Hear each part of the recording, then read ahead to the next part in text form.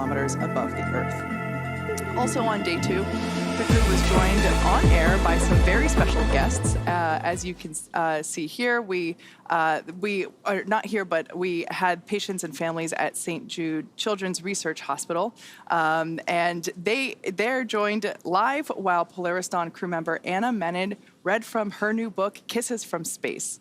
Along with the patients and families at St. Jude, Anna's children, James and Grace, also joined the reading. And afterward, the crew hosted a Q&A. And speaking of St. Jude, for this mission, the Polaris Dawn crew enlisted the help of childhood cancer survivor Liv to create the mission's zero-G indicator. While not a St. Jude patient herself, Liv met the inspiration for crew, and inspired by the mission of St. Jude, she agreed to share her talents to support Polaris Dawn.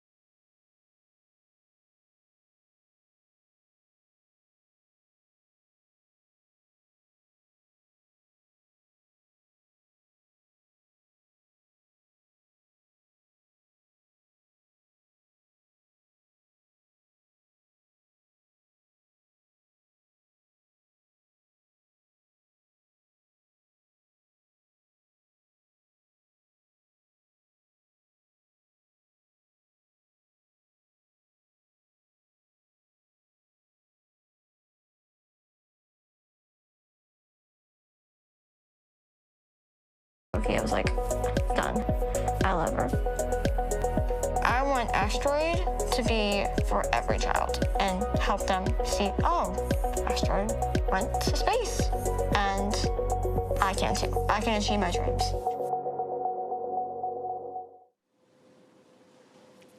We are also flying Liv's original drawing that you see there that was used to design the zero-G indicator, which we plan to return to her after it has flown in space. And while her design was inspired by the working dogs of St. Jude Children's Research Hospital, all donations from the sale of Asteroid will be general donations to St. Jude. The Inspiration 4 mission helped raise more than $240 million for St. Jude Children's Research Hospital, and Polaris Dawn will continue to raise funds and awareness for St. Jude while partnering with the organization to provide healthcare in underserved communities around the world. Now, if you want your very own asteroid, they are available at shop.spacex.com and polarisdawn.com. I did just look. Unfortunately, they are sold out right now, but there are more on the way. So be sure to check back at those sites to catch one of your own, myself included. I missed the first drop, so... I got lucky. I snagged one. I got in there. I got a kid who nice. needs one. Yeah. All right, now... The first phase of the spacewalk, the preparation, actually started just about 2 hours after the crew reached orbit. And this is when the pre-breathe process started. That's when the oxygen levels started to increase incrementally as the cabin pressure inside Dragon was started to get incrementally lower.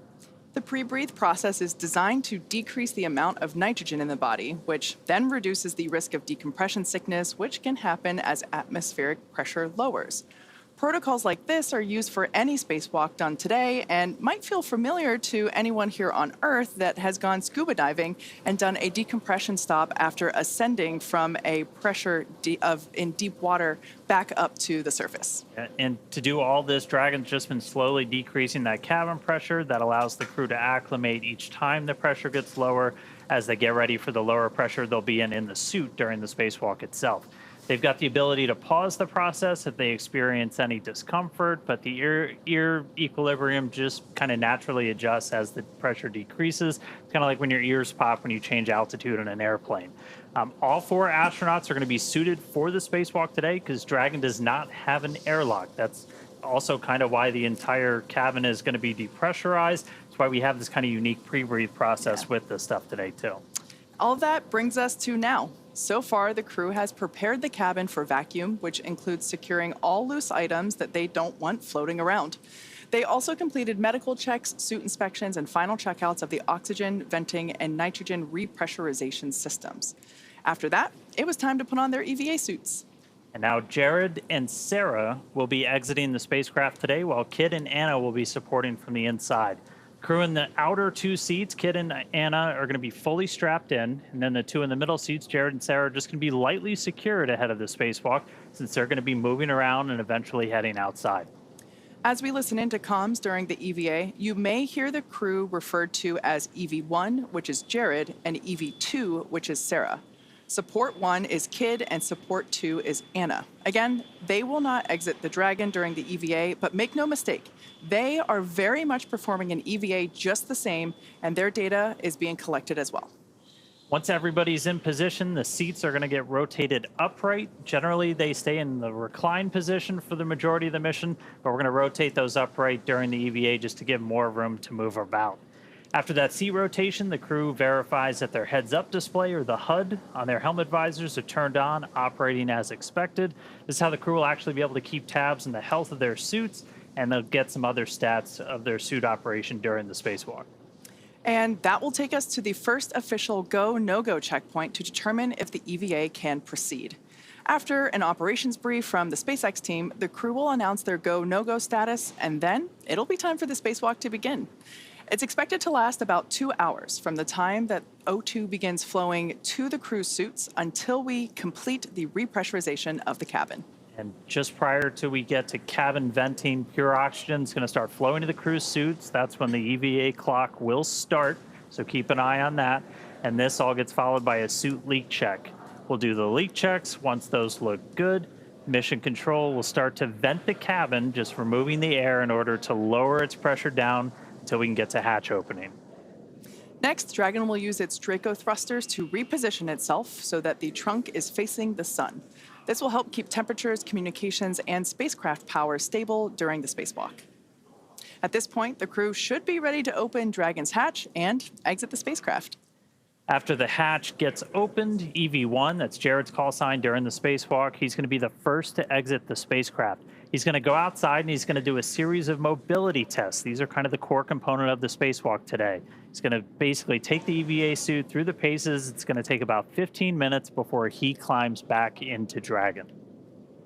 After that, EV2, or Sarah, will step out into space to perform the same tests of her EVA suit before she then climbs back into Dragon.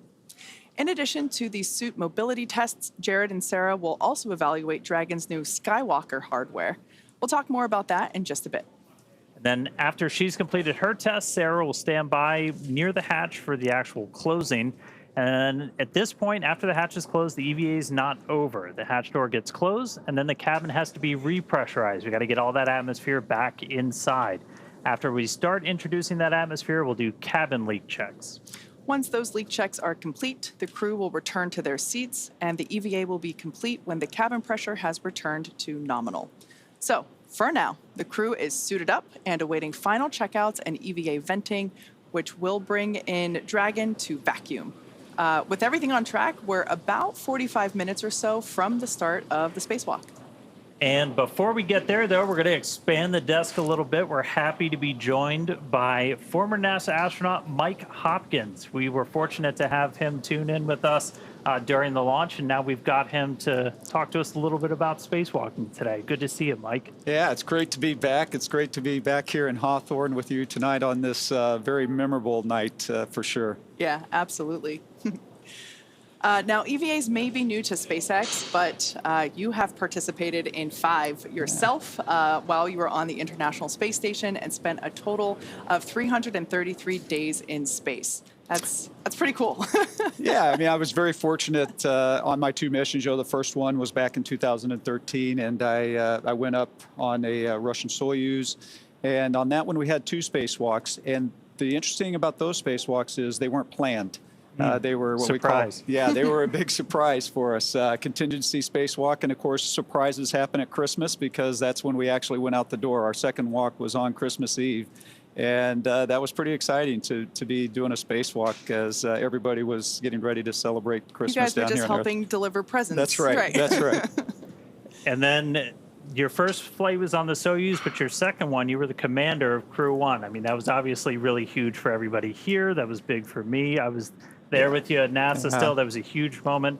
That was the first like long duration mission to the space station on Dragon. And I mean, you really got to know Dragon probably more than anybody because you actually got to call it home while you were docked up there. That's right. I mean, I tell you, it was quite an honor to get to be a part of that crew, to get to command that crew, and it was a great, amazing group of people. Not only Victor, Shannon, and Suichi, but also everybody that helped get us there at SpaceX and at NASA. But yes, you're right, Dan. While we were on board, we didn't have enough crew stations, and actually, you can see a picture of where I slept while I was on board for that second mission, and it was actually quite comfortable. And one of the best parts about being able to sleep on Dragon is that I had a view, I had the window, and our other crew quarters did not. So I've got some amazing pictures from my time staying in Dragon. That's amazing.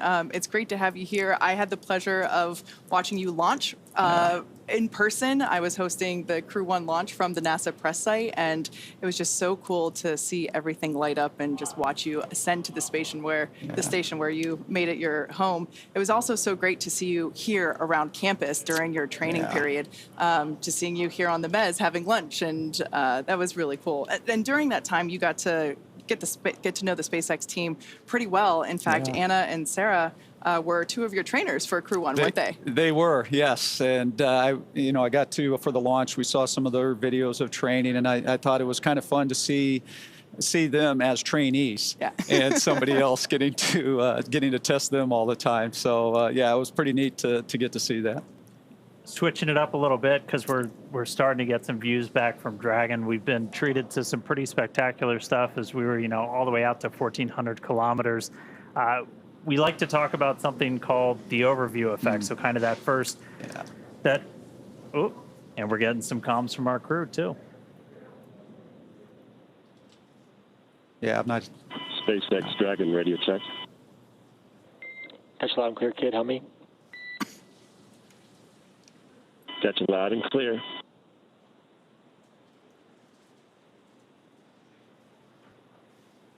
Doffing continues, and last stowage is going to be the cabin mic. Copy that, kid. Make that donning. All right, some quick comm checks. We heard Kid that Scott Poteet, he's going to be one of the support crew in there today. So our first comms down as we get ready for the spacewalk. But we're looking out the view. We're looking down at Earth, that overview effect. What's it like the first time you get to space, you get to look back, and I mean, you can see horizon to horizon, the whole Earth below you. It's kind of funny, Dan, because the overview effect is definitely real. But when I first got to space on that Soyuz, gosh, how many years ago? Almost 9 years ago, I had this really weird feeling of falling. And so when I looked out that window the first time, I wasn't really thinking the big thoughts of an overview effect. I was kind of thinking, like, what is going on with my body right now? This feels really... That's pretty, but oh no. But again, fortunately, when you have time to be in space, you do have an opportunity to experience that, and it is definitely true. You'll hear people talking about that small sliver of atmosphere, and you see that, and that's what's keeping us alive. You see a world without borders, which is incredible. But one of the experiences of the overview effect that I had was that that it gives you that sense of answers, but it also, for me, gave me a lot of questions and made me realize that there's a lot of this world I don't really know much about. The other parts, other countries, other societies, cultures, languages, and so sometimes it brought as many questions as it did answers. Wow. Hopefully a bunch more trips then, right? That's right. Yeah. That's right. Now, for those of us who have never been to space, it can be hard to imagine looking down from there here at planet Earth. Space photographer and author Frank White originally coined the term the overview effect in a book of the same name. Here's a little more on the phenomenon that few of us have yet to experience. The overview effect is that sensation or that feeling that you get when you see our whole world from the perspective of being outside of it. It ranges the whole spectrum from like how delicate the Earth may appear because, you know, it's only this thin blue line that separates this habitable atmosphere of our home planet to, you know, the vacuum of space. It's hard to comprehend what the impact is going to be when I first see Earth from space. It just reminds us of how fragile our planet is. One of my roles on this crew is to shoot as much footage as we possibly can so we can bring it back and share it with the world. The big picture awareness that you gain from that sort of perspective when you were, you know, journeying amongst the stars and see our entire planet as we know it there outside of your window, and kind of the philosophical and the many different emotions that it provokes inside of you when you see it that way. We have barely begun our journey to explore the worlds around us. And that hit me right when I saw the moon rise around Earth and saying, like, come on, it's been 50 years. We got to get back there, and we got to get to Mars, and we got to figure out how to get out of our own solar system and try and figure out what this is all about. There's so much incredible footage that crew members have taken from space and that you see from satellites. I think it's one of the things I'm looking forward to most on the mission is getting to see the Earth from that perspective. I can't wait to share what that experience is, but I guess I'll have to let you know once I get back. And I mean, I think I speak for a lot of SpaceXers. Seat 4 is next, support 2 is next, and then EV 1 and 2 are shortly behind. Copy on that crew status. Getting a quick crew status from Kid. But yeah, I think I speak for a lot of SpaceXers. We really want to get up there and see that view, to feel that effect, to experience that. And being able to see it just from Dragon and, you know, pretty soon getting able to see a couple of people go out of Dragon for the first time in a spacewalk. I mean, spacewalks are kind of like living on the edge with spaceflight. It's always really cool. It's really important for just about any program. Like, what are some of the things when you were outside the space station? What were some of the things that you were working on, Mike? Yeah, so when I went out, I mentioned that first spacewalk as contingency. We had a failure.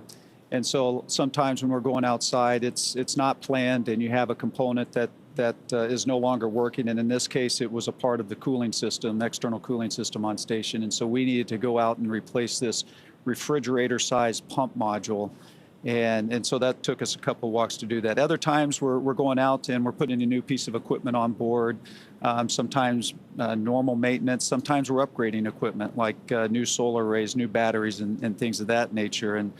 And sometimes you're doing like what the Polaris Dawn crew is going to do today, and you're just checking out the suits and checking out the equipment that you're going to use in future spacewalks as well.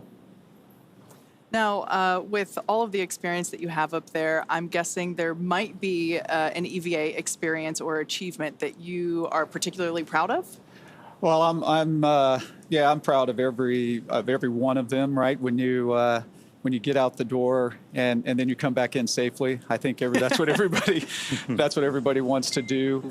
SpaceX for awareness, we're going to be commanding a couple fans right here. You'll hear them run, but then we'll also be turning them off. No correction required. Copy. Actually, if I can, I'm just going to jump in on that. Absolutely. That's actually a very important call that was made. You heard him say we're going to turn on some fans, because when you're in space, you acclimate to the sounds around you of the vehicle. And when it changes, all of a sudden, you're kind of looking around at what was that. And so you heard them give them a warning that we're going to turn on some fans. Yeah. And so that they kind of knew what was going. So that's actually a great call from the ground there. But anyway, going back to those spacewalks where I was outside and what are you proud of? It takes so much to put these vehicles up into space. And so when you go out on the spacewalks and you know that you're a part of keeping that going, a big part of it is you don't want to mess up, right? Because people are depending on you. And a couple so, of people watching over your shoulder. That's right.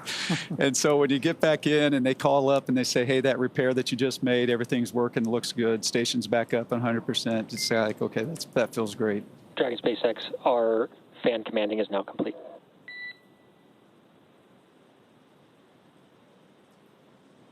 Copy, we see, sir. All right. Hopefully no surprise sounds in there for them. So, That's right. I mean, spacewalks are something that you train the heck out of. They're planned down to the minute. What are, why? Like, what are some of the challenges you can run into when you're outside doing a spacewalk?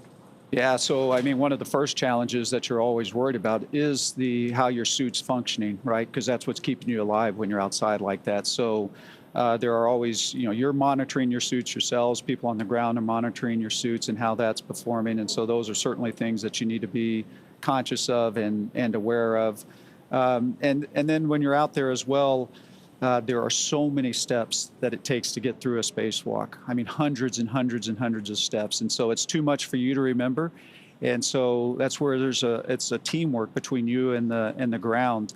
And so they're making all of those calls. Hey, here's your next step. Here's what the settings are for these tools. And they're just walking you through the whole process. And so I think that's one of the neat things about spacewalks that maybe people don't realize is, you focus on the people actually getting to go out and do the walk. But the team on the ground is such a huge part of that as well. So on your third, fourth, subsequent EVAs, these spacewalks, you train a lot for them beforehand, before you even get up in space. By the time you're on your fifth one, it must have been more like a cakewalk. No, it never felt like a cakewalk at all. Because it is. It is a risky endeavor, right? So every time you go out on the spacewalk, you're definitely very, very focused, and you never want to let your guard down with it. I will say you certainly are more comfortable with what's going on. You're more familiar, maybe is a better way to say that. But I think you can kind of trace it back to experiences down here on Earth. For me, a lot of times it's my sports background, so I'll equate a little bit of going out and playing a football game, right? Before every game, you're still nervous, right? Yeah. You're still got a lot of that energy. It was the same thing on my fifth spacewalk like it was on that first one. You still have all of that kind of nervous energy as you're getting ready to go out. Well, so right now we're still kind of waiting to get into some of the final preparations for this spacewalk. We should be coming up on seat rotation. I don't know if we missed it or not, but again, they're going to be rotating those seats to move them upright. That's just going to give the crew a little bit extra room to move around as we get into this. But for now, why don't we take a couple of moments and meet Dragon. Polaris Dawn is SpaceX's 14th human spaceflight mission since 2020, when Dragon became the first private spacecraft to take humans to the International Space Station. It's also the first private spacecraft to take an all-civilian crew to orbit during the Inspiration 4 mission in 2021. And just prior to Polaris Dawn, Dragon completed 46 launches. 13 of those are human spaceflight missions, and it's since flown 50 astronauts representing 14 different countries. Throughout all of those missions, Dragon has helped support more than 1,000 experiments in space. Pretty incredible stats there. And even from low Earth orbit, Dragon is helping lay the groundwork for deep space exploration. Through missions like Inspiration 4 and Polaris Dawn, we are rapidly expanding our knowledge of how humans will adapt, live, and work in space. Designed to be the safest spacecraft ever flown, the fully autonomous Dragon stands nearly 27 feet tall and 13 feet around. Dragon is capable of carrying up to 7 passengers to and from Earth orbit and beyond, but today it's carrying the 4 members of the Polaris Dawn crew. And the crew is currently living and working in the top portion of the spacecraft. It's that white section that you see there, also known as the pressurized section. This allows for the transport of people and environmentally sensitive cargo. Below that, Dragon's trunk. It sits right below the pressurized section that can carry unpressurized cargo on resupply missions, and it remains attached to Dragon until shortly before re-entry into Earth's atmosphere. And as you can see, about half the trunk is covered in solar panels. Those provide power to Dragon during the flight. The other half is the radiator. Dragon itself is equipped with 16 Draco thrusters. We got a really cool view of the 4 forward bulkhead ones firing earlier on this flight with lights on the Earth behind you. Those are used to orient the spacecraft during the mission. They also get used for apogee and perigee raise and lower maneuvers, orbit adjustments, and attitude control. For the EVA, the Dracos are going to be used to reposition Dragon so the trunk is facing the sun, and they're also there to be used for reorientation during the spacewalk if needed. In order to accommodate a spacewalk, this is the first Dragon to be outfitted with a Skywalker in place of the cupola observation dome. The Skywalker that you see there, looking up at it basically from underneath it, the Skywalker is a structure that is mounted to the top of the Dragon capsule, and the astronauts will use this to assist in exiting and re-entering the spacecraft during their spacewalk. The team also added additional nitrogen tanks to assist in repressurization of the capsule after the EVA. Another new feature on Dragon is the addition of a motor plus handholds and footholds inside the spacecraft to help with opening and closing the hatch during the spacewalk.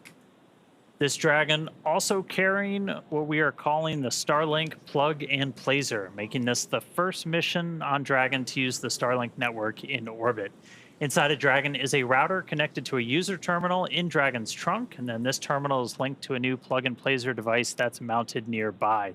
While we're not using Starlink for continuous coverage during this operation, we've been testing its ability to establish and maintain laser communications with our Starlink satellites there in orbit that are below Dragon.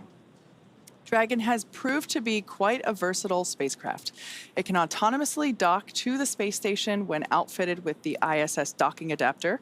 And when it's intended for free flyer mode, the docking adapter can be swapped out. SpaceX Dragon, you guys are welcome to come back aboard if you want.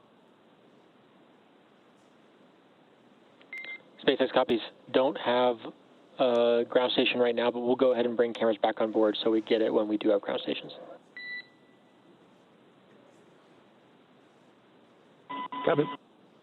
Quick comms there with SpaceX Core from the Dragon capsule. That was the crew just letting the folks here in mission control, letting us know that it's okay to turn the onboard cameras back on once we have coverage for those cameras. But getting back to the different configurations that we have for the Dragon capsule, I was talking about the docking adapter previously. When the Dragon capsule is intended for free flyer mode, the docking adapter can be swapped out for a cupola, which is the one in the middle there, and that is used for the best views that you can get while in orbit. And then, of course, our newest option, the Skywalker hardware to support extravehicular activities, and that's what the crew is going to be using this morning. So those are the current 3 ways that Dragon can be configured to support different types of missions. But hey, you never know what's to come. We always got something up our sleeve. That's right. Now, Mike, Crew 1 broke the record for the longest space flight by a U.S. crewed vehicle. It surpassed the 84-day mark that was set by an Apollo capsule during that final flight to the Skylab space station in 1974. What was it like? Because we went over it. You literally called Dragon home during that time. Yeah, what was it like to live in there? So first of all, I got to say it's pretty exciting because the Dragon that they're using right now is the Dragon that I lived in that took us to orbit. Dragon Resilience. Yeah, we affectionately called Resilience, and it was an amazing spacecraft. From a standpoint of living inside it, and again, it a lot of room actually compared to some of the other crew quarters that we had on board, and plus just being able to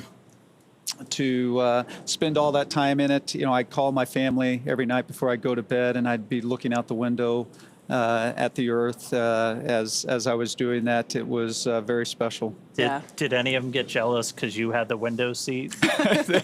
Well, yeah, there was a little bit of that certainly going on up there. Nice. Now, as you mentioned, this Dragon capsule that the that the Polaris Dawn crew is flying in was previously used, really debuted on the Crew 1 mission, hence why you guys had the honor of naming it in the first place. But this capsule was also used for the Inspiration 4 mission that Jared also commanded. What is your take on this being one spacecraft but supporting multiple missions? I think it's fantastic. It just shows the flexibility of the design that SpaceX made when looking at the Crew Dragon vehicles. So I think it's very exciting to see a vehicle that can go from one mission to the other, and quite frankly do it quite quickly as well. I think I don't remember the exact timing from our mission and when we landed to when Inspiration 4 launched, but it wasn't a very long time, and yet you were able to take that docking adapter off, put the cupola on in a very short time, which is also pretty impressive. I actually have that noted here. Crew 1 took off in November of 2020, and Inspiration 4 lifted off in September of 2021. That's incredible, because we landed in May of 21, and so within that short period of time, you reconfigured the vehicle and were able to put that cupola on and launch. Cool. Yeah, very impressive. Your mission patch sticker is in the capsule that they're in now, and that's we'll exciting. add their own sticker too as well. Right. All right. Well, as you can imagine, Dragon has undergone some changes for this, and with changes comes extensive testing for the mission. And all the modifications that we made in preparation for today had to go through kind of their own test regimen. Yeah. Testing is a critical part of qualifying a spacecraft like Dragon for flight. Rigorous testing helps identify and mitigate potential risks, verify system and component reliability, and helps ensure that the designs meet the mission requirements. There are many types of tests a spacecraft might undergo when qualifying for flight, including structural, thermal vacuum, radiation, software, and integrated systems testing. One of the tests the new Skywalker hardware underwent is thermal vacuum testing. This actually tested how Skywalker withstands the extreme temperature swings that it's going to see while it's in the vacuum of space. And while Dragon was being put through all of its paces, the Polaris Dawn crew was going through the same SpaceX training as part of that we give to NASA astronauts. They also had to train to perform their EVA, though. For basic training at SpaceX Hawthorne, they got trained on everything from orbital mechanics to just how to live and work in microgravity. Also ran through numerous simulations of what the full mission would look like while they were seated inside of our Dragon trainer. In addition to ensuring that they're familiar with SpaceX's Falcon 9 rocket and Dragon spacecraft, the crew went through an extensive training regimen to build their physical endurance and mental toughness, ensuring that they are well-rounded and prepared for spaceflight and today's EVA. Now, switching gears, one of the coolest things, designed in-house by SpaceX, the EVA suit has all the functions of our original spacesuit with the added bonus of allowing astronauts to exit the spacecraft while in orbit. And this mission gives us a great opportunity to test our EVA suits in space. Building a base on the moon and a city on Mars will require thousands of spacesuits, so the development of this suit and the EVA performed on this mission will be important steps toward a scalable design for spacesuits on future long-duration missions. As we mentioned, SpaceX designs and manufactures our own suits, and we have a little behind-the-scenes look for you, something most people don't get to see, the inside of our very own suit lab. An EVA suit is an extravehicular activity suit, which is a spacesuit that can go outside of the spacecraft to do a spacewalk. We started with the IVA suit that we have, the intravehicular activity suit, as a kind of starting point and looked at it and said, what would we have to change about this to be able to support a spacewalk? So the first is mobility. The crew will have to do a lot of moving around inside of Dragon to get outside and do the spacewalk. We had to add in new joints and new features in the suit to allow them enhanced mobility while the suit's pressurized. When a crew member is pressurized in the suit, the soft portions of the suit become rigid. They need actual flexure and rotational joints to allow them to move around. It's kind of like a suit of armor made of fabric. We innovated in flexure joints to allow easy bending at the elbows and the knees, as well as a collapsible rotator joint that exists on the shoulder, which allows the suit to remain nearly fully soft, but when pressurized is a rotational bearing. The difference between the IVA and EVA suit is that on the IVA suit, the zipper system location is in the inseam. But since we needed to have lots of mobility on our EVA suit, that was not the preferred choice. By moving the zipper system from the inseam to the waist, we mitigated the risk of the stress of the zipper. And another big element was also the thermal side of things. The crew is obviously exposed to a much more extreme thermal environment during the EVA. So we want to make sure that the inside of the suit is comfortable for them, and that as they interface with parts of the vehicle, that is safe for them to touch as well. The EVA suit is built and designed here at SpaceX in Hawthorne, California. We wanted to have something that's easy manufactured that we can handle here in-house. So we developed this new material, so it's fabric-based. We actually added a new layer to the suit, which we refer to as the Faraday layer. And this is a conductive cage around the suit that shields the suit from external electric fields. The helmet on the EVA suit looks very similar to the IVA suit, but it is really an all-new design of that helmet. It's much more robust from a thermal structural perspective, since it would be taking more extreme temperatures. We are really excited to introduce this new single-pane visor helmet to the world of spacesuits. The EVA suit visor is made of polycarbonate and is coated with copper and ITO, or indium tinoxide.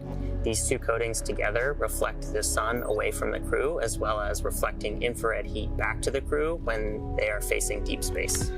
Our suit has a HUD, or heads-up display, which is a small display screen in the helmet, which is transparent, which allows the crew to see through the display to have unfettered access during their EVA, but it also provides critical telemetry to the crew, so pressure, temperature, relative humidity. We're trying to improve the technology and streamline it in one way, and at the same time, we're also trying to get it more and more manufacturable with each generation. The ultimate goal is that you can put on a spacesuit and go out and get work done anywhere in the solar system and not feel like you're wearing anything more than you normally wear every day.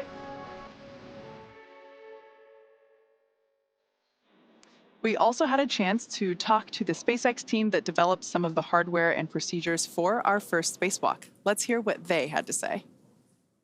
EVA stands for extravehicular activity, and it's any sort of operation in space where a human is getting out of the spacecraft. So in the case of Polaris Dawn, we're going to be testing the mobility of the suit. We're going to see if the in-space operation matches the training we've done here in Hawthorne. There's really a lot of different things that can happen during an EVA, and this is the first step for Dragon and SpaceX.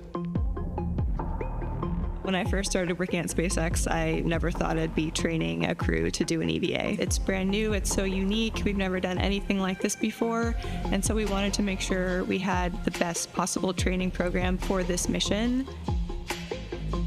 We want to see if we can train a spacewalk on Earth in a way that's representative of what it feels like in space. Even though only 2 people are going to be going outside during this first EVA, all 4 crew will be in EVA suits going down to vacuum. Dragon was always designed to vent to full vacuum, but we've never taken full Dragon capsule down to vacuum, and this will be the first time we do it in space. We actually put crew into a chamber at Johnson Space Center in Houston and had them live the exact profile that they will experience, and making sure that no one actually experienced decompression sickness. We have a couple new training assets for Polaris Dawn to train the EVA specifically. The suspension system that we have is situated on top of the platform of our capsule simulator. The lines drop through the hatch. They attach to a single crew member inside the capsule. We can lift them up and get them situated so that they can egress the capsule and perform their tasks at Skywalker, the mobility aid. The Skywalker, what's amazing to me is a lot of people are going to think it's a metallic structure just bolted to the top of Dragon, but a lot of development effort, testing went into the Skywalker. So we actually used similar technology as we have in the Super Draco chambers to apply a thermal barrier coating to the outside of the Skywalker. That is going to be a really, really amazing mobility aid on the front end of Dragon. We also developed a sideways simulator, so we flip the hatch on its side. In the event the hatch fails to close, they can manually close the hatch. We have them do that in a sideways suspension system, so gravity isn't helping them close or helping them open that hatch mechanism. It's new development for Dragon, it's new development for SpaceX and the industry as a whole. So this is a great example of where Polaris Dawn is forcing the team to innovate in a way that adds safety and reliability to every Dragon mission going forward.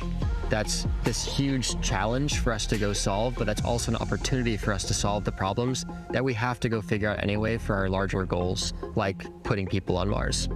The Polaris Dawn objectives are the first step towards that ultimate flight with humans inside of Starship, which is right along the SpaceX development path that we have towards getting to the Moon and Mars.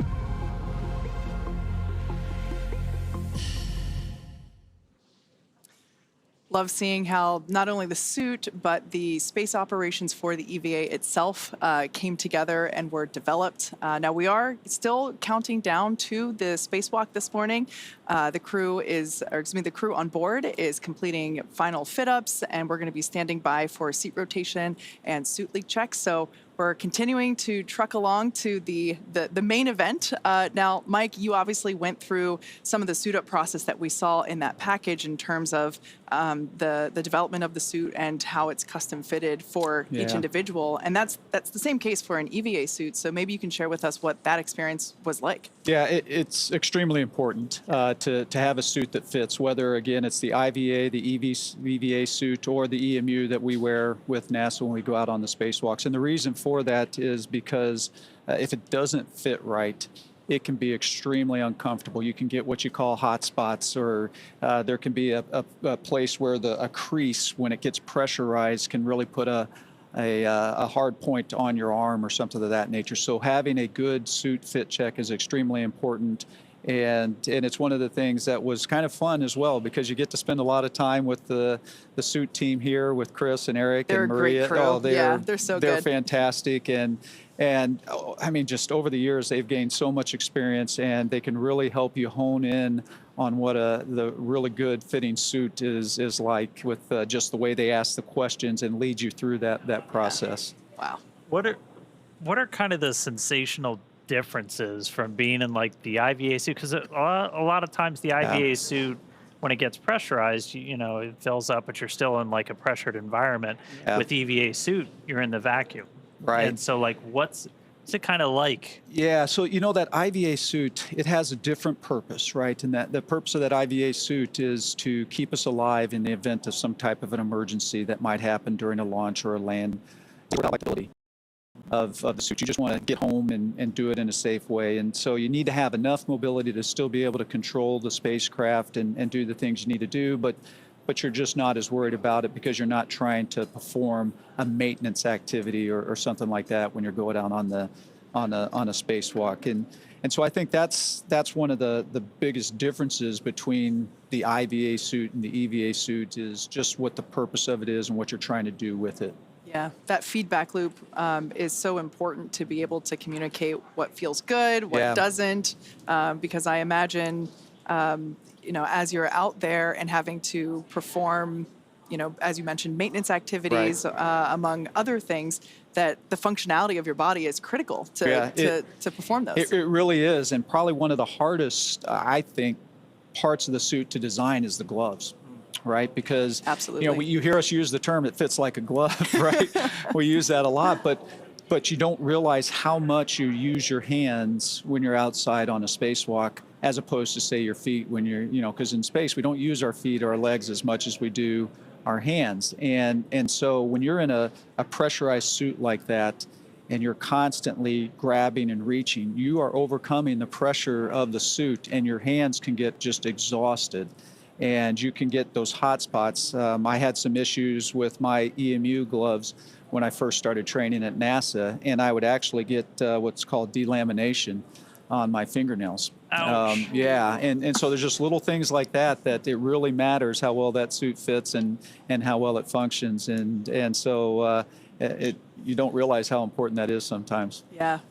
Now, we are going to be stepping into suit leak checks soon. Can you share with us a little bit about what that process entails? And more importantly, because you've actually experienced what it feels like to go through suit leak checks, what that experience is like. Extremely important part of the whole process, right? Because before you take the cabin, in this case, all the way down to vacuum, you want to make sure that your suit is maintaining the pressure that it needs to.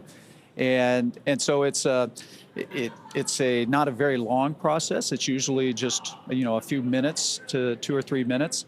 And you know, the interesting part is if you don't pass that leak check, what do you do next? And so there's always usually procedures associated with that as well, that start checking your zipper, start checking how you've closed things up. Did you not get something sealed quite right? And so it's always a good point in the mission when whether it's on the launch pad getting ready, whether it's in the airlock getting ready to go out the door, when you hear that, yeah, good leak check, because now you know that you're ready to go. So today's going to be kind of unique because all 4 of our crew members are going to be doing the spacewalk. They're all going to be exposed to the vacuum of space. But I mean, even when you did spacewalks, it's never a solo act, right? Like you're always out there with a partner. You are. It's extremely important. In fact, one of the hardest parts about our training for spacewalks is what we call incapacitated crew.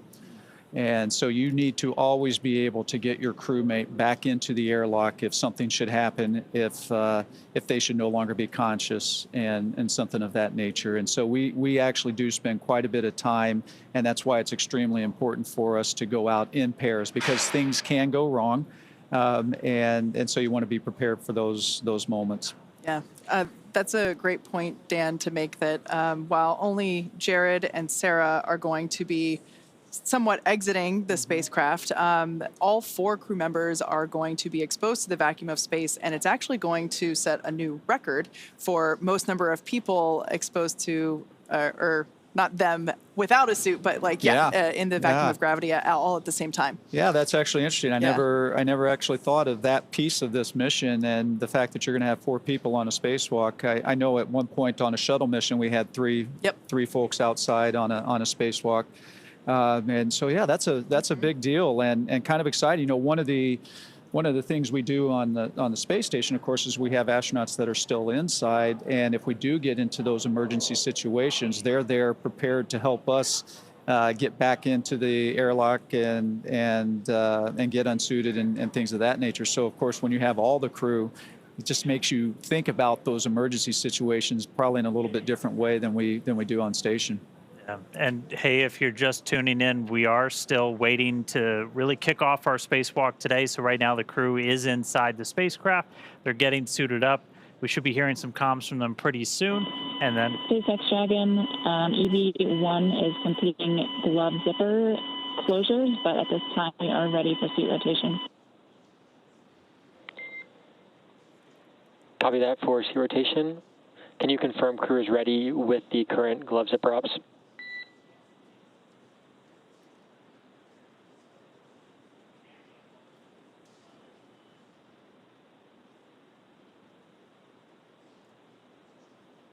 All right, I guess they just needed me to say it was coming soon, and then there it is.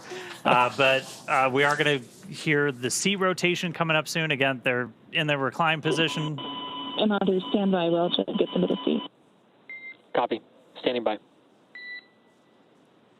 So they're going to get those seats rotated, and then we're pretty much going to be ready to start getting into things. And our EVA is going to officially start when we start flowing O2 into those suits. And so that'll kind of start our clock. We're going to be showing you some of the telemetry. So all those numbers, the bottom of your screen, you've got a couple right now. That one all the way in the bottom left corner, that's your Dragon. That's your Dragon cabin pressure. That's in PSI. SpaceX Dragon, you're ready for seat rotation. SpaceX copies. Initiating seat rotation.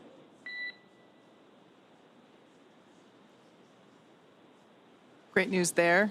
That's going to help give the crew a little bit more room to move around during the spacewalk. And after we get through the seat rotation, we'll be able to perform those suit leak checks that we were just talking about. Yeah, before they do that, they'll do what's called a tear. So it's kind of like if you're ever using a scale, you zero out the scale before you put something on it. It's essentially what we're doing with the suits. They'll get like a baseline reading. And then as we start to actually pressurize the suits, we'll be able to measure that against the baseline, make sure everybody's got basically a nice seal before we start that vent. Yeah, that one's pretty important. That was pretty important. Yeah, so a lot of that's coming up. Again, some of the data on your screen, you've got cabin pressure, you've got suit pressure. Dragon SpaceX, seat rotation complete and nominal. All right, seat rotation's complete, so now they're going to start doing that tear, getting ready. Dragon copy, do you see the phone? Copy. And can I get a confirmation of completion per the call out in 2.18?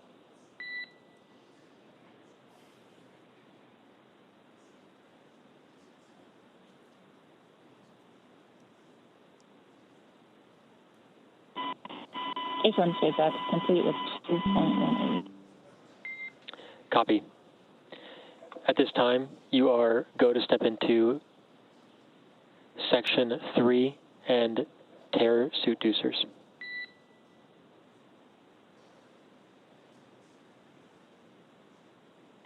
Copy, stepping into it. Just a quick reminder, in case if you missed the top of the show, we're going to be referring to the crew a little differently for the EVA activity than we were previously. So we heard Anna talk EV1. That was referring to Jared. So basically his call sign for this spacewalk operation is EV1. Sarah's call sign will be EV2. Anna will be support 2, and Scott will be support 1. Also, Scott and Sarah are switching seats. Perhaps they already have. Yeah. Copy, standby for HUD power for pressure sensor checkouts. Okay, so our suit tear completed. So next up is going to be the HUD checkout. So the HUD, your heads-up display. Very excited about this. Really excited about this. And Mike, I'd love to kind of get your perspective on this real quick. We do have on your screen, though, that's your seat order. So you've got EV1. Jared is in that seat. He's going to be in that seat right now, but once we actually get ready to open the hatch and everything, he's going to be positioned kind of over by the hatch.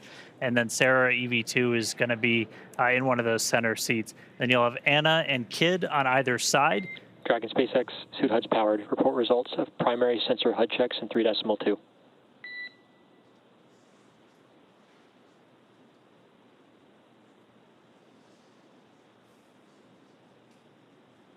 So again, that's our seat layout. We just heard the HUDs are powered on, so they've got heads-up displays actually being kind of projected on their visor in their helmet, which if you've ever seen spacesuits, that's always kind of felt like that's that space age technology that we're missing. Because Mike, you use kind of a simpler but a little unorthodox way to see like your suit data. Yeah, that's right, Dan. It's of course the suits and SpaceX HUD checkup complete all nominal.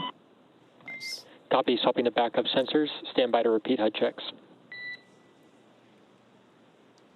So, of course, the suits that we use for the spacewalks on station are a little bit older. They've been around for quite a while, and so some of this technology, Oh, look, it's our first live views inside Dragon Resilience for this morning. That's fantastic. Yeah. I think this is the definition of chillin'. Yeah. So they're out of his seat. That's Commander Jared, who, like I mentioned before, will be referred to as EV1.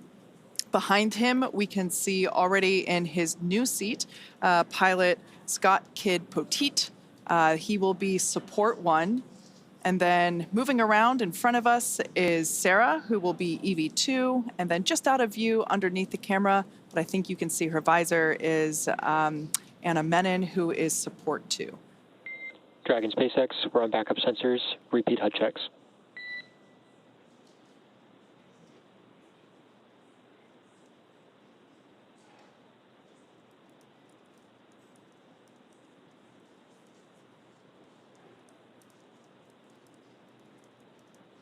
The crew's going to check out those heads-up displays one more time real quick.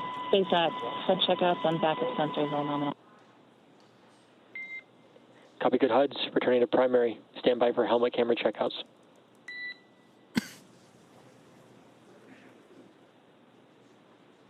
On that heads-up display, they'll be able to see the O2 flow timer. That's kind of like our mission clock, essentially, like once the O2 has started to flow to their seats, and they know they've got about an hour and 50 minutes, just under 2 hours for the whole time. They'll be able to see their suit pressure, temperature. Basically, it's a way to kind of keep an eye on things.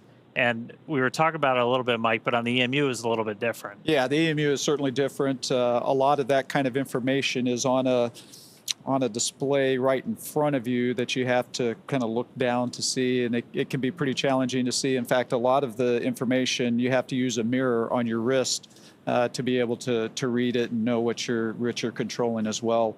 You mentioned the timer. Of course, we don't have that kind of information on ours, and I'm not sure I'd want to know that because I'd feel the pressure of, hey, I got to get a lot of things done and I'm running out of time. Yeah. All right.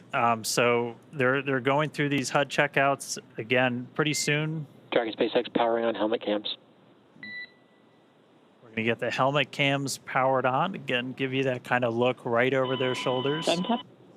Yeah, pretty excited for these. We've seen them utilized during the training sessions that the crew has undergone, and we're so excited to see them live today. Yeah, I tell you, the helmet cameras, I mean, it's going to be fantastic views, right, that we're all going to love. But there's also a very important role for those cameras as well. Like when we have the same thing, we have helmet cameras with the EMUs, and what it allows is your ground team.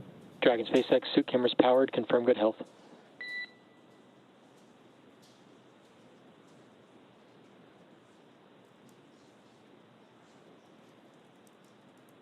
So it really allows your ground teams to kind of be able to see what you're doing. And SpaceX is good video on both speeds, no fault. And almost double check your work. Copy. Checkout's complete. HUDs will remain powered. Proceed to step 3.3, operations review through 3.8, report when complete.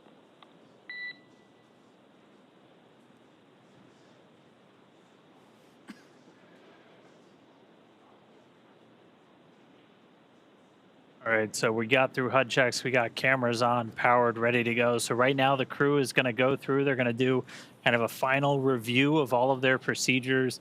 Like you talked about this a little bit, like these things are so choreographed because even if you couldn't see the clock, like you're on the clock. So you've really got to make the most out of like every single second you're doing one of these. You do, and of course you see that with today's spacewalk as well. Dragon SpaceX repeating, checkouts are complete. HUDs are going to remain powered. Proceed to step 3.3, operations review through 3.8, and report when complete. Copy, and work. And the reason it's so choreographed and important is because you only have so much time outside, right? You only have so many consumables that allow you to go out there. And so you want to take advantage of all of that, and you want to have every step very well scripted so that there's not a lot of wasted time. Now, that being said, it is nice when you're out there once in a while to just kind of take a moment, look around, enjoy the views, kind of trying to absorb where you actually are, which can be pretty incredible as well. Every once in a while, guys, I'm a little tired. I'm going to take a minute. That's right. I need to take a break. I think I see my house from here. That's right. Yeah.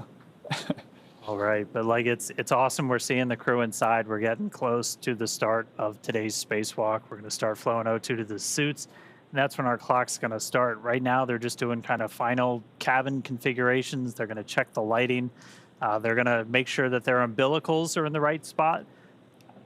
That's one of the things you'll see. That's actually one of the roles that our support crew members are really going to. That's kind of one of their primary jobs during the spacewalk is to manage those umbilicals. For you guys, Mike, you had one. That's what plugs into kind of the leg in your suit, and that's what's providing like the breathing gas, comms, connections, all of that stuff. For the spacewalk today, it's a little bit different. This one that they're going to be using has some tethers in it for Sarah and Jared. It's about 12 feet long, so it's like about double the length of what you guys have. So it's dual purpose, right? It's providing them the air and the cooling that they need while they're out on the spacewalk, but it's also providing that safety piece, right? So that if something should happen, they should slip or that they're not going to go floating off into space. With the EMU that we use on the space station, we actually, all of those consumables are a part of the suit itself, and we have a separate safety tether that the first thing we do when we open that hatch and we go out is we hook up that safety tether, and it's an 85-foot reel that as you're moving around, it goes out with you to, again, protect for that crazy moment when maybe an emergency happens and you come off station. How hard was it to manage all of those tethers? I feel like every time I watched, it was like, there's no way in heck that this thing isn't getting snagged on something. No, you're absolutely right, because everything, and you talked earlier about making sure there was no loose items in the cockpit, right? Because when you open that hatch, things are going to want to float away if they're not tied down or stored or anything like that. So when we go out on a spacewalk, not only do we keep us tethered to the spacecraft, but any tool, any part that we take out with us also has to be tethered. And it can be quite a challenge to manage all. You'll open up a bag and there's 10 pieces of hardware in there with 10 different tethers, and they get all tangled up, and it can really be pretty challenging. It's important, though. We simplified that a little bit for this mission. We actually basically built in that tether into the umbilical, one of which you can see actually there floating under Jared's right arm. So not only does that provide airflow and comms and all the normal connections that we have in the umbilicals, but we also added that strength to provide that protection. Yeah, and the managing of that tether is extremely important, because, you know, as they go out, if it can get tangled up, and you actually see Sarah there kind of moving around, right? It's very easy in this environment where you're floating. SpaceX Dragon EVA off review complete. Crew are in position for EVA start. Nice. Excellent SpaceX news. copies, crew in position. But you saw Sarah kind of move the tether out of the way, and the part of that is that's actually impacting Dragon Jared. SpaceX, you are go to command Voxtrigger push to talk, all seats.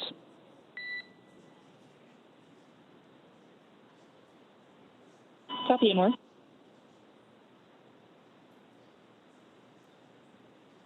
So this'll be one of the unique things about the spacewalk today. It'll feel familiar if you watch some of Mike's spacewalks.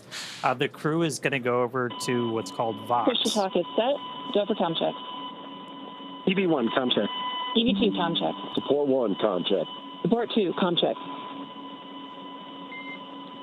SpaceX copies all, good comms, all 4 crew.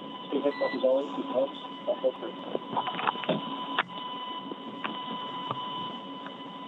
So essentially now all of our crew are on open mics. They can all talk and hear each other, and they can talk to the ground. And so you're going to hear a lot more chatter start to pick up. Once we start the suit pressurization, you're going to hear almost like a sound. That's just the air starting to flow into their suits. How loud does it get inside your suit? It actually is quite loud. That airflow is just constantly, which is a good thing, right? Because not only is it providing you the oxygen, but it's also helping get rid of that CO2 that you're breathing out. So you want that airflow to be constantly going, and so you always are hearing that fan that's making that happen. And so that is certainly pretty important. And the Vox thing, I got to say, you know, it's nice that you don't have to push a button when you're outside there to talk. Dragon SpaceX, we're about 90 seconds from EVA initiation. Got some fist bumps going on. Yeah.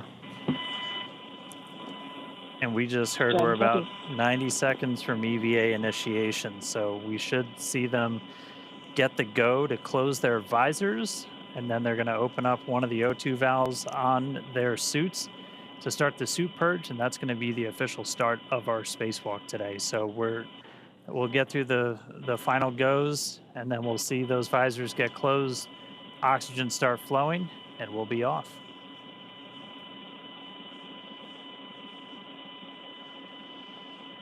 I love how everyone looks so calm and collected right now. I think that's a great visualization of just all the extensive training that they've gone through to get to this point. This has been years in the making. I'm sure they're excited, but everyone's focused. It is an interesting time right now, right? Because one of the hardest parts I always found about Dragon SpaceX. SpaceX is go for spacewalk operations. Report visors down, ready for secondary O2 flow initiation, and crew is go for spacewalk. Verify your visors are closed.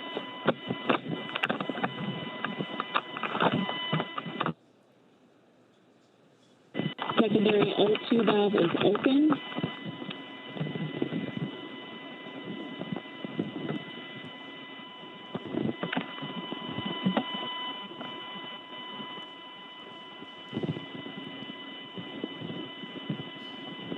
and that you are go for the EVA.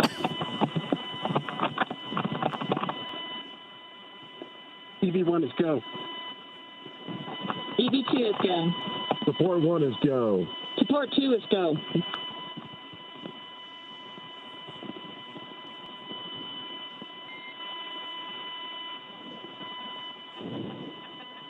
Dragon SpaceX initiating secondary O2.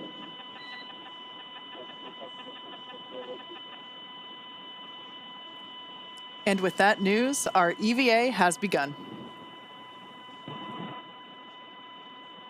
So you're going to hear it referred to as primary and secondary O2. Primary is going to be that primary flow of oxygen to pressurize. Secondary is largely putting oxygen into their suits to help with cooling, but secondary is the first one we turn on.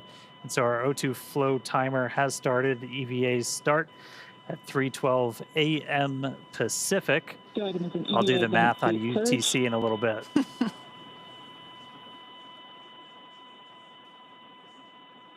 So this first operation, or this first step in the operation, is a suit purge.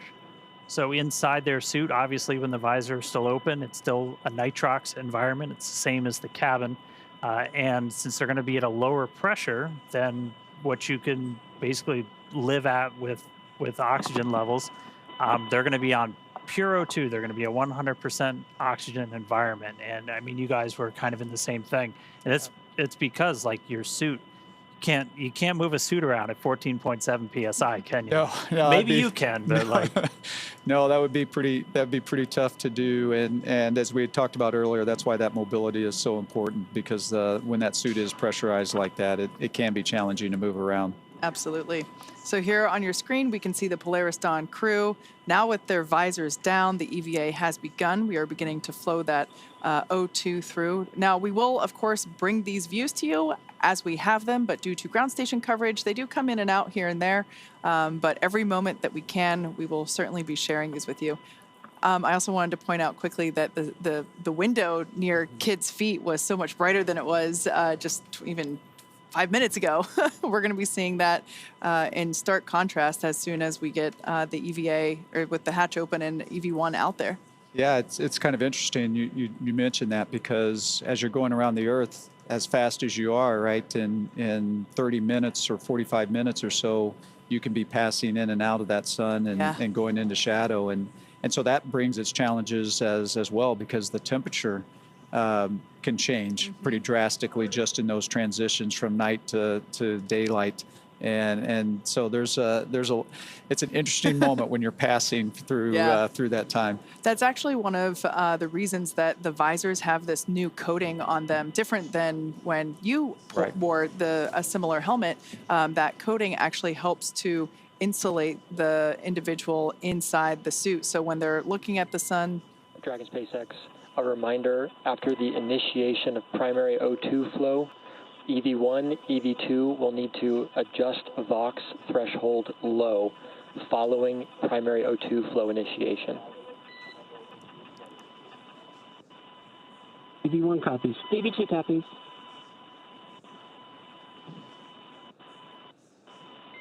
Dragon SpaceX, secondary flow purge complete.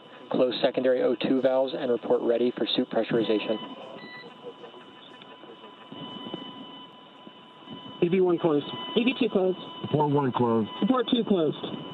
SpaceX Dragon is ready for suit pressurization. Initiating primary O2.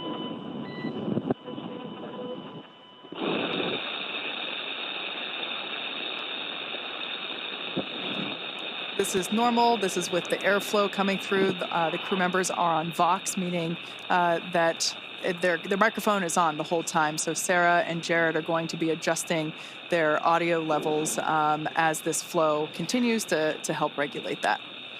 Yeah, the VOX will kind of attenuate, so it'll sound like this now, but as we get through the spacewalk, it'll kind of come down, and you'll just hear voices a little bit more clearly. Their voices are actually going to change too. Like, did Did that happen to you? Did that throw you, Mike, the first time you heard that? It absolutely did, yeah, because you're talking and you're going, who is that, right? 'Cause you don't realize how much different it can sound. Yeah. Your voice can sound in that lower pressure environment. Yeah. Speaking of lower pressure, we can see the pressure changing there with the telemetry in the bottom left-hand side of the screen, so we can see that suit pressure going up, and we're able to keep tabs there.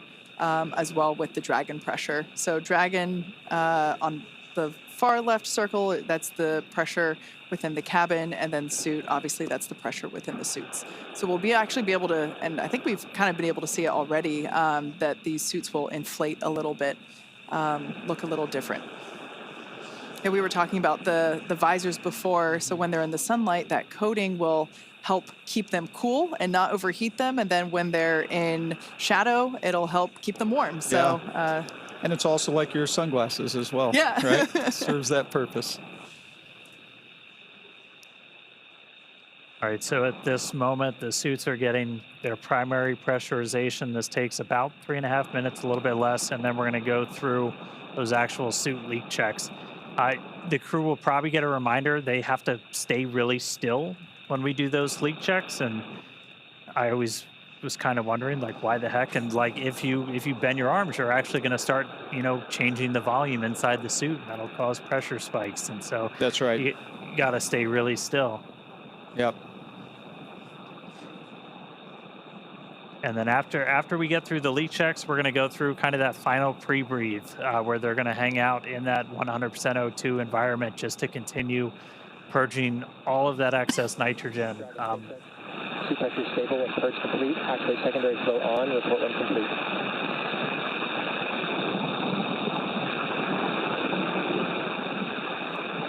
EV1 open. Port 1 open. Port 2 open.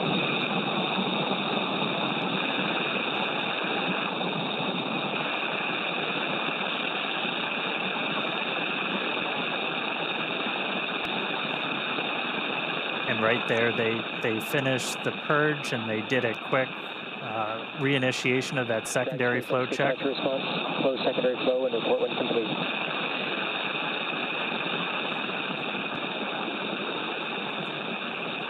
EV1 closed.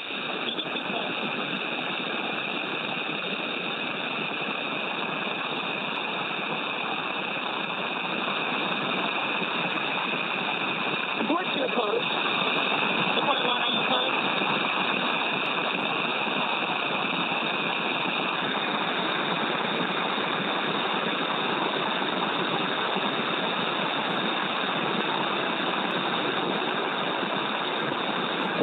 SpaceX, can you confirm secondary flow closed? These handles that we see Jared holding on to, these were one of the additions or customizations for this mission that we talked about earlier.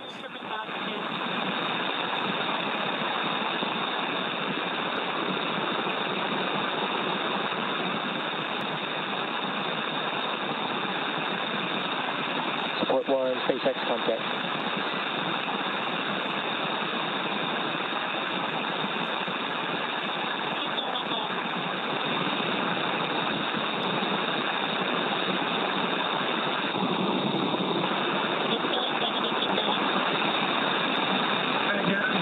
We got you. All right, copy. We got support 1.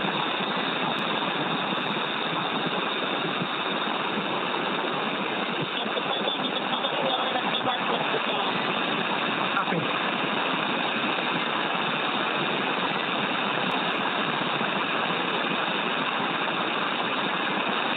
Dragon SpaceX beginning suit leak check evaluation. Remain still for leak checks.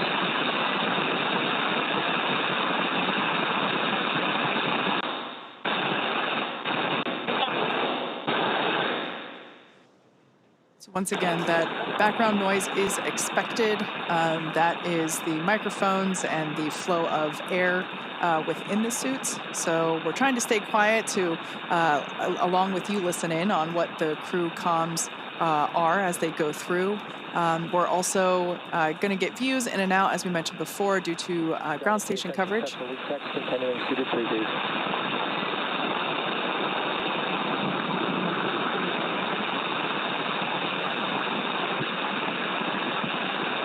And it is a little bit tough to hear. We just heard, though, that we got 4 good leak checks on their suits, and now they're going to be in this final suited pre-breathe.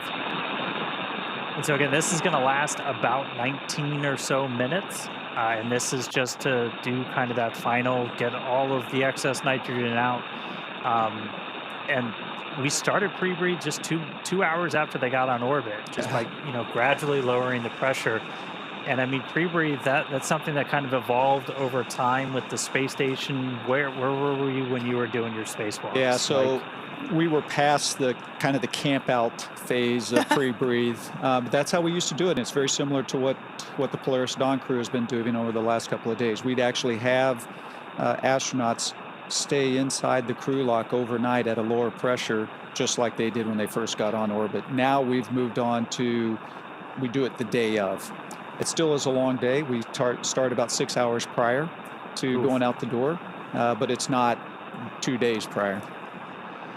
It's worth noting along the lines of training and how the crew prepared for this mission that all 4 of our Polaris Dawn crew members and some additional Polaris and SpaceX crew members actually went into a vacuum chamber and tested these suits out and spent a bit of time at lower pressure just to help learn what that feels like and get used to it.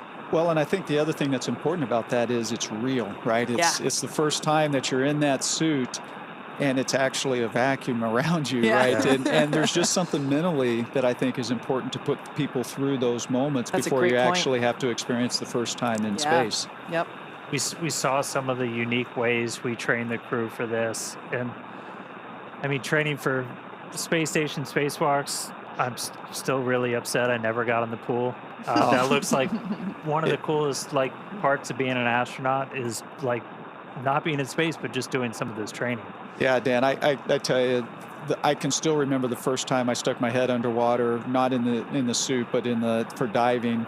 But you can hear the comms of everything that's going on through the water like that, and it just gives me goosebumps to think about that. It was a really neat environment, but it looks like these guys had a pretty neat way to train as well with the harness that would hoist them up and out and all of that. That's pretty impressive. Yeah, we definitely created some rigorous new training for the best we could simulate an EVA while still on Earth with hoists and it was a lot of fun to watch them train. Yeah. Back on board with cameras in 3 minutes.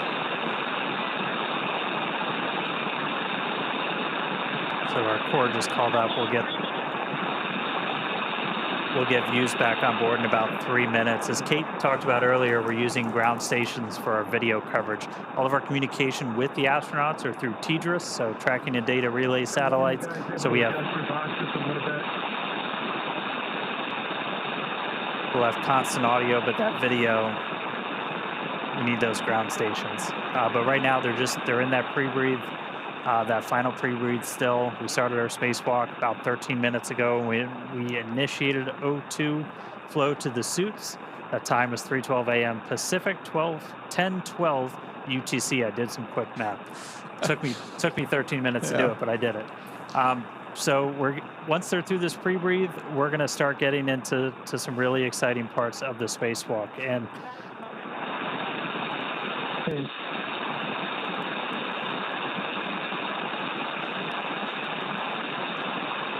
And then after we get through the pre-breathe, we're going to get to cabin vents. So, what's going through your head when you're like, man, it's happening. The air's going out. It's really happening. It's happening. Yeah, I tell you, it is a long process to get to this point, right? They've been prepping for this for 2 days, right? And one of the hardest things I found about the spacewalks is the waiting. Hurry up and wait. Hurry up and wait, right? You are so ready to go out and to do this mission and to go out that hatch, and it just takes time. And I think that's one of the things you talked about, my 5th versus my 1st. Your 5th, you kind of understand how long it's going to take. You have a better appreciation for how long it's going to take. And so you literally find yourself in these moments when you're kind of waiting through this pre-breathe or you're waiting for the airlock to depressurize, you just kind of find yourself just floating there, kind of zoning out, trying to keep yourself calm and relaxed, and until that moment when it's game time. Yeah. Now, just a quick mention, we're about a minute out until we get those views back inside the cabin. The view that we had previously was our Dragon tracker, which if you want to see where Dragon is, you can actually look that up as well. We have it on our website, spacex.com/follow-dragon. But yeah, just as a reminder, our crew, they are in their designated, or well, Jared's not, but our crew members, basically Sarah and Kid, have switched their seats for the EVA. Last time we were able to see inside the cabin, we saw Jared awaiting to open the hatch. So he wasn't in his commander's seat, but Sarah is now sitting in Scott's pilot seat, also known as seat 3. And then Anna is on the far left side, and Scott is on the, oh yeah, we can see it there, on the far right side. And also just a reminder, their call signs for these EVA operations, Anna being support 2, Kid being support 1, and then Sarah being EV2 and Jared EV1, representing that Jared will exit first, do his activities, which include just some mobility testing of the suit, and then Sarah will go out and perform the exact same testing once Jared comes in. Meanwhile, Kid and Anna will function as the eyes and ears. They will be performing their own list of operations during, or their own list of tasks during the EVA. So while Sarah and Jared are going to be the ones that are, partially egressing the capsule once that forward door is open, Kid and Anna will also be performing an EVA in their own right. That's right. And we talked about it earlier, first time 4 people exposed to the vacuum of space. Like there's a lot of firsts in this. That's going to be a really cool first, not just for us and Dragon. But we are going to be getting views back really soon. We're, again, just in that final pre-breathe step right now. And then we're going to start venting Dragon down to near vacuum. So we're going to have a couple of different valves that are going to open up, and the atmosphere inside Dragon is going to start going overboard out into the vacuum of space. Now, the crew, the ground, they can pause that cabin venting if they need to. We can pause and resume. The most likely reason is for ear equalization, is again, you're going through a lot of pressure changes anytime you do a spacewalk. And so if you've ever flown on an airplane and your ears popped, you've experienced just a little bit of what they might be going through right now. Once we start cabin venting, if we terminate or abort the spacewalk during that venting, we cannot start again. We talked a little bit earlier about how consumables are like the thing that really drives you. And for us, we don't have great big airlock with this, with a full station's worth of oxygen and stuff like that. So Seated pre-breathe complete.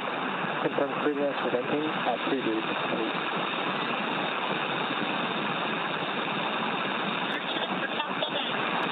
EV1's go. Forward go. Parking down. Copy, initiating cabin venting. There we go.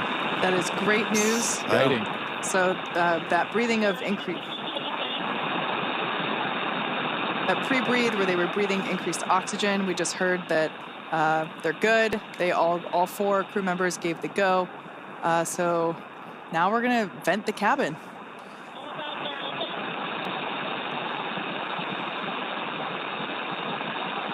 yeah, in total, this will take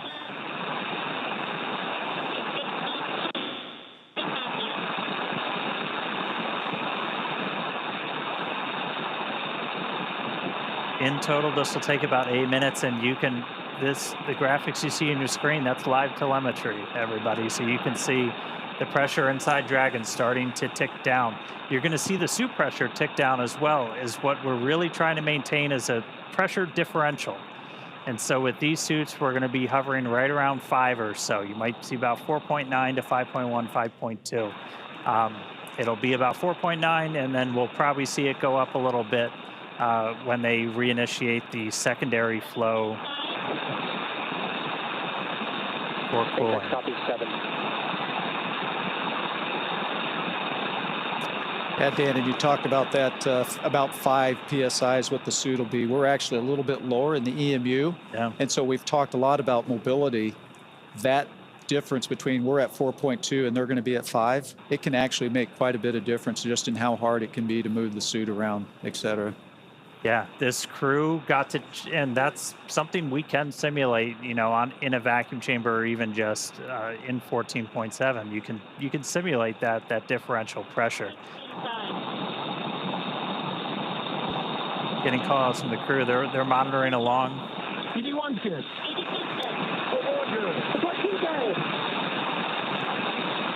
We're gonna hear that kind of.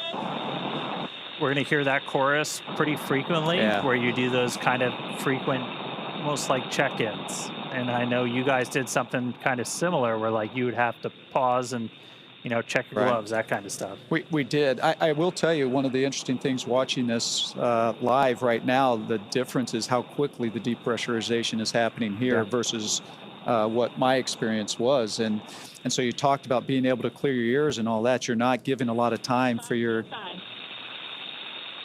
ears to adapt to that lower pressure. So this seems pretty quick to me.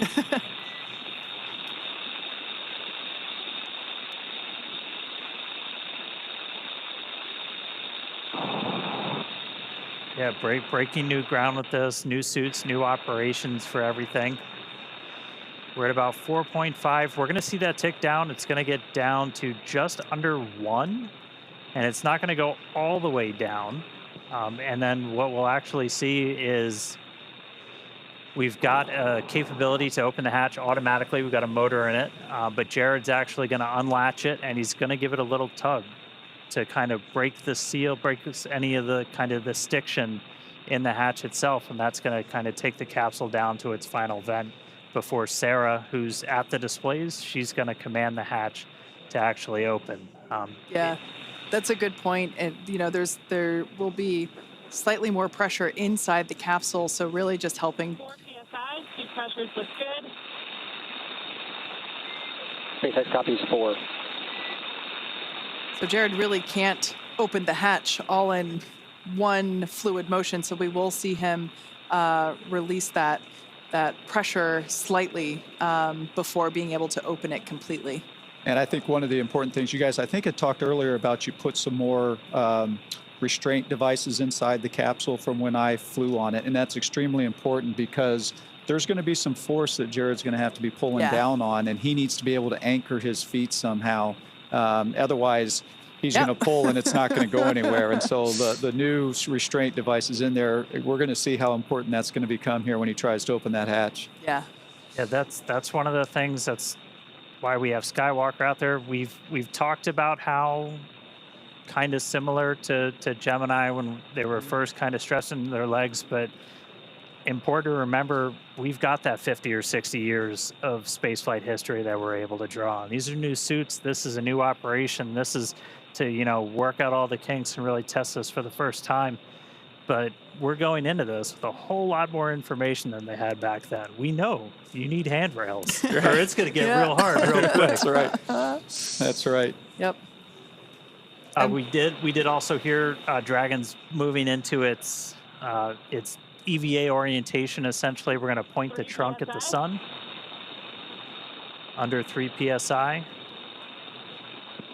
I think it's also interesting you notice that the depressurization has slowed down a little bit, right? So as we get to this lower pressure, it's just taking it longer for that remaining little bit of air to go out through the vents. And EV1 com check. EV1 loud and clear. Loud and clear as well. And also hear the Vox starting to adjust its levels. Yeah.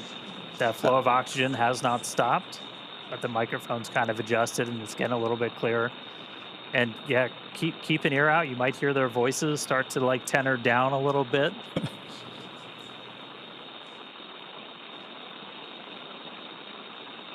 I do think that's an important point, Dan, that how important comm is, right? And when it's compromised a little bit just by that extra airflow and the Vox not keeping up with it right away, how challenging it was just to hear those calls, and they can be some pretty important calls. Of course. Comm is just critical.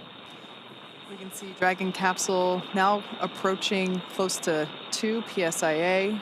Like Dan mentioned earlier, that's going to get to just under 1.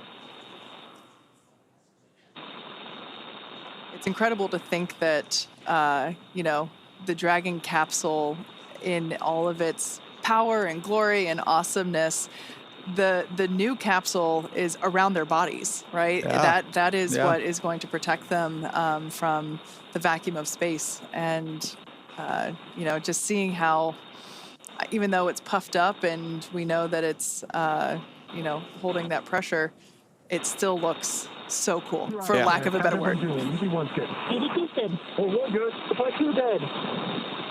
Yeah, you really have 4 mini spaceships in there. Pressure approaching 2 psi. I guess that means we have 4 aliens in there too. Yeah, that's right. Dragon SpaceX, less than 1 psi from hatch operating pressure. We have a TDRS handover in 2 minutes. We are going to wait until after the TDRS handover to command into hatch open prep. EV1 copy.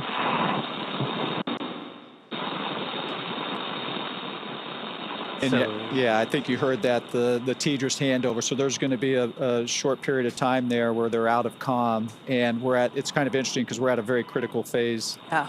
as well. And so you want to make sure you have all the data and the ability to talk to the astronauts before you actually take that next critical step.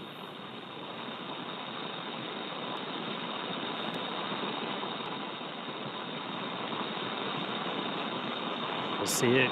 We're seeing that pressure continue to tick down. Dragon originally designed to be able to still operate in a vacuum. That was some of the emergency situations I know you trained for, Mike. We did make some modifications to this one to essentially turn Dragon into a functional airlock. We added some additional vent paths. We do use like some of the same ones that you guys use to like pressurize the vestibule and stuff like Right. that. That are actually in the hatch, but we've got an extra one in there to be able to essentially do that depress as quickly as we did. But we're gonna see that get down to a little under 1, and then we're gonna see Jared kind of jump into action. He's gonna unlatch the hatch, and then he's gonna give it a little pull to break the initial stiction, and then we're gonna be able to see Sarah. 1.5 psia. All suits look good. EV1 copy. That's one thing to note, that while we have been progressing through this pretty quickly, we did have the capability to pause if any of the 4 crew members needed to, you know, take a moment to, you know, let their ears come to equilibrium or just kind of get comfortable again. We did have that option, but everything has been going really well so far. We haven't had to pause cabin venting. And if you're just tuning in, heck of a time to do it. We're about Good timing. a little under 28 minutes into the spacewalk today, which again, that started when we started flowing O2 to the suits of these crew members. That was at 3:12 Pacific, 10:12 UTC. We just heard that Dragon's now in its EVA attitude. Handover complete.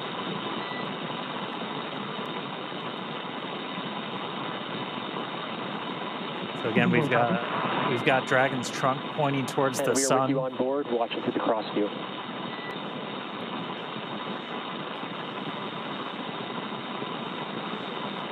That was SpaceX Core Arthur Berrialt, just letting the crew know that where the cameras are on inside and basically which camera is looking at them. It's so fun to hear Arthur's voice because he was actually a part of our mission as well. In fact, Arthur was an intern, started out as an intern when we were first starting the training, and so now to see him as a core and is pretty neat. Very similar to Sarah, who also started as an intern. Yes, yeah.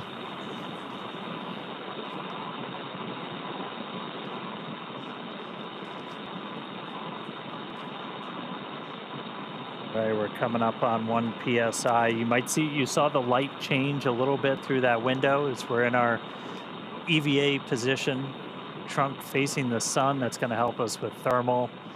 inside the capsule and on the crew suits. Also going to make sure we're maintaining that optimal pointing for communications with the TDRS satellites.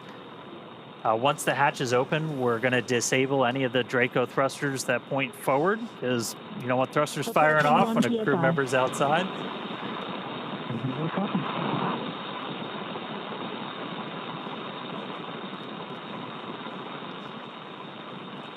We're at 1. You can see the suit pressure is ticked down too. There's about 4.7 difference between the suit and the ambient cabin there in Dragon.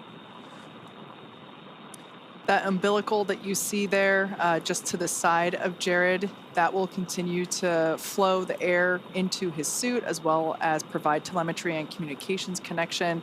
That's also where we have the safety harness built in as well, so it's able to... Dragon SpaceX, cabin pressure below hatch operating limit. Stand by for transition to hatch open prep. Here we go.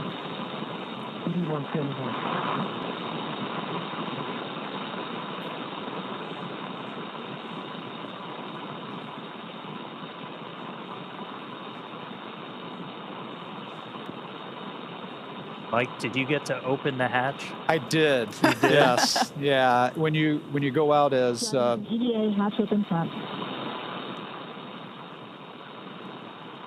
Dragon SpaceX, we're in EVA hatch open prep. Confirm crew ready to open hatch. That is great news. Hatch opening. EV1 good. EV2 good. EV1 good. EV2 good. SpaceX EV1, we're ready to open the hatch. SpaceX copies. Dragon, you are go to open hatch. Go. Exciting. Copy that, SpaceX. Go to open the hatch. Mike, as you mentioned before, that continuous communication. Hatch handle.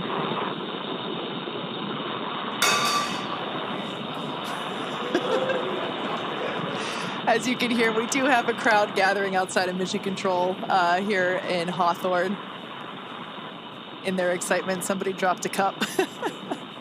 We can see our Commander Jared Isaacman now turning the crank, which allows the that top hatch to open.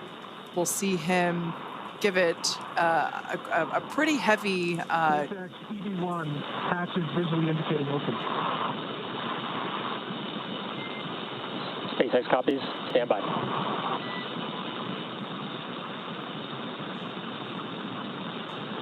Should see him give that hatch a pretty strong jolt to release that stiction.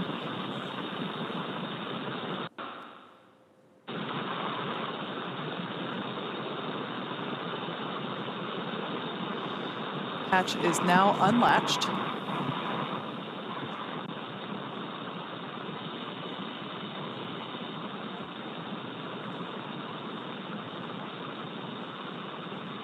Mike talked about, you see him getting his feet set. That's right.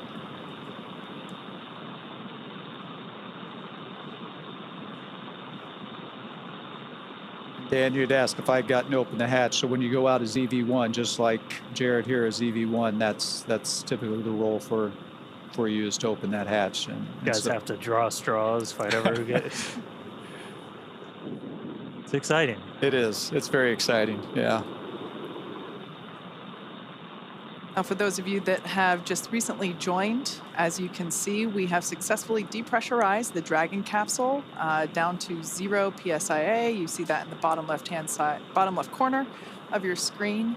Our 4 Polaris Dawn crew members have gone through the O2 flow, and we see Commander Jared Isaacman now standing by to open that top hatch.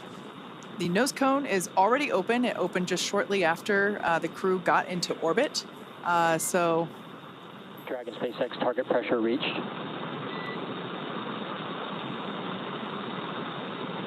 Copy that, SpaceX. I'm unseating the hatch now. Jared now opening Dragon Resilience into space. So we saw some motion on the hatch. Again, he's just giving it kind of that initial tug. And then Sarah gets to push the button. to swing that hatch open.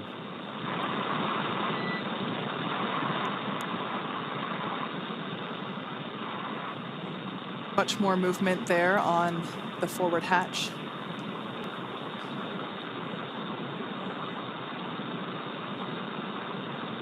This must be pretty exciting for Jared because that center part of Dragon SpaceX, that's a good brace. We're going to have you repeat the operation.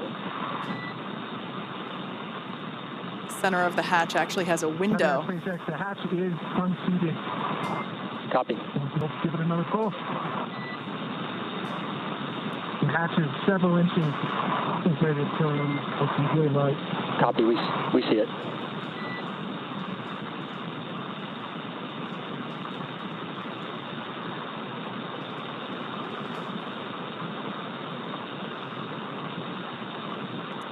Looking out that tiny window there in the forward hatch, knowing he is going to have a much bigger window in just minutes.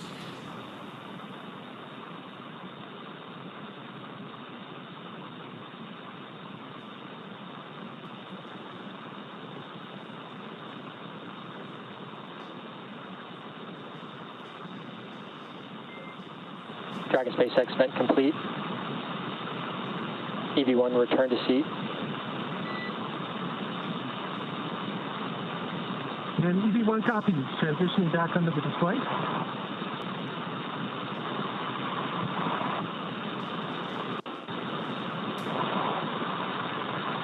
So again, one of the reasons we had Jared do that was to... Dragon SpaceX, we're actually watching that hatch. We're going to have you repeat the last operation.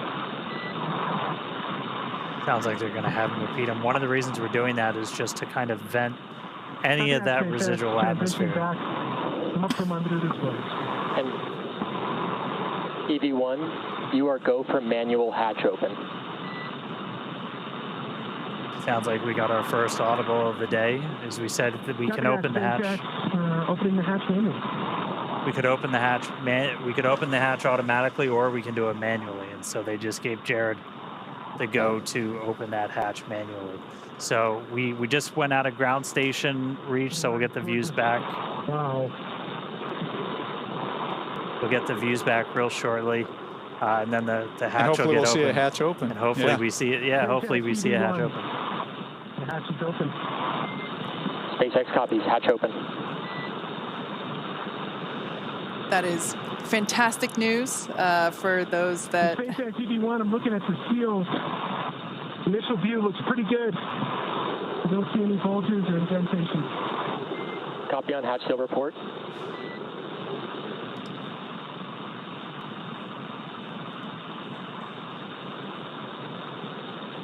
Yeah, that seal that you just heard him talking about, it's such a important part for the end of the EVA, right? So that when they close that hatch again, you get a good...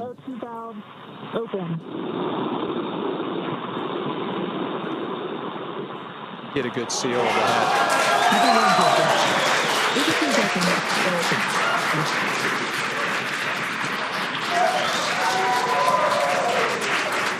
EV2 SpaceX, can you command open forward hatch? This is going to stall it open. There is our first view of the forward hatch, wide open to space. Forward hatch.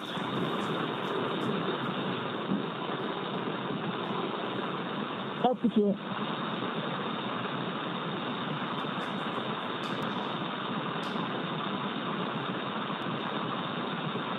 If you just jumped in, we are 38 minutes into today's spacewalk, and the hatch is open on Dragon. First view from a helmet cam, looking out. Dragon SpaceX, we see it stalled. EV1 is go to continue. That structure you see there is... Check for egress. EV1 good. SpaceX EV1, I'm transitioning back from under the displays. SpaceX copies, we're with you in your helmet cam. Once again, this helmet cam, that structure we see is the spacewalker. This is Jared now egressing through the forward hatch of Dragon Resilience.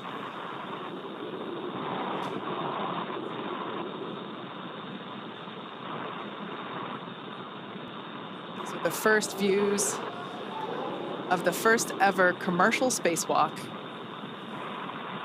I'm at the bottom. bottom of the mobility aid. Progressing. I have a feeling the crowd is about to go wild. Good call. Approaching the top of the mobility aid.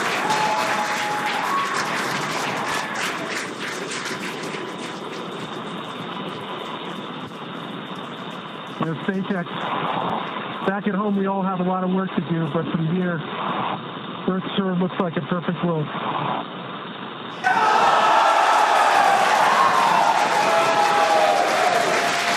right, SpaceX, EV1, I'm going to step into test matrix 1. Single-handed mobility demonstration. Commander Jared Isaacman now emerging Copy, from... we're with you in test matrix 1, watching from the nose cone.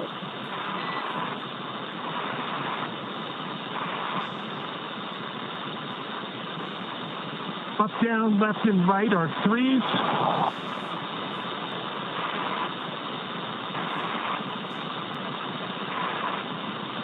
Pitch and roll are 3. Yaw is a 2. Switching. Single-handed operations are fine. Static and with dynamic disturbance. Switching to left hand.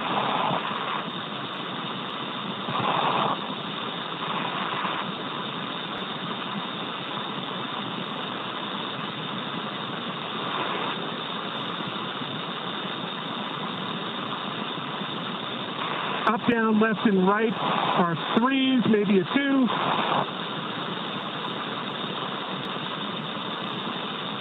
Pitch is a 4. Roll is a 2. Yaw is a 2. So these are the suit mobility checks that Jared is Single-handed performing. operations, dynamic and with disturbance are all adequate. Test matrix 1 complete. HUD check, 5.3 psi, 48% RH, 33.9 Celsius. SpaceX copies test matrix 1 and HUD readout.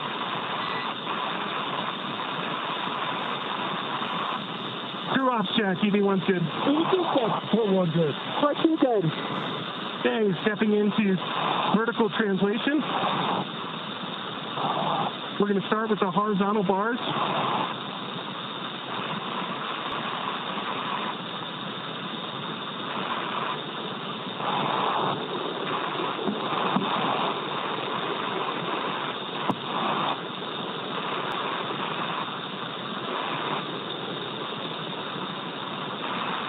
All right, we're going to transition over to vertical.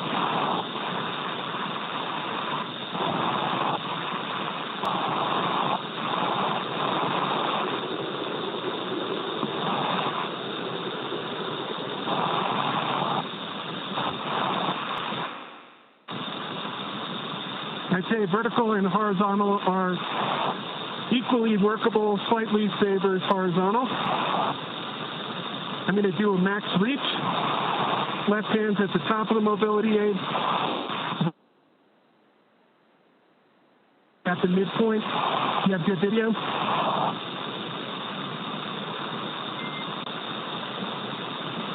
We just lost our live video. Stand by 1. Okay, switching over to max reach. Switching to. Copy that, SpaceX. I'm holding up at the max reach. And EV1, go ahead and continue the operation. We'll let you know we're back on with live video.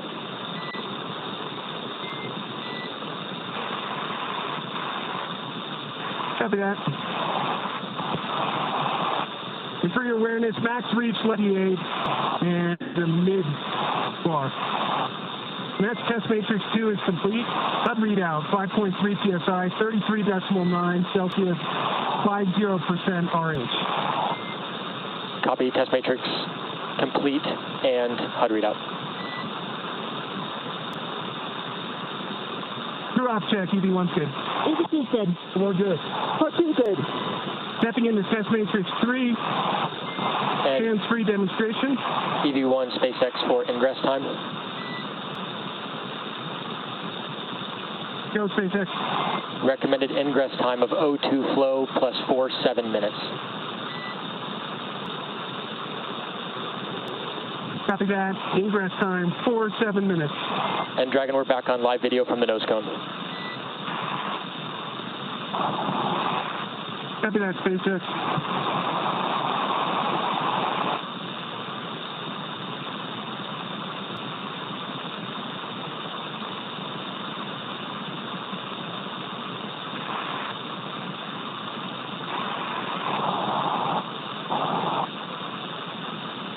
And SpaceX EV1,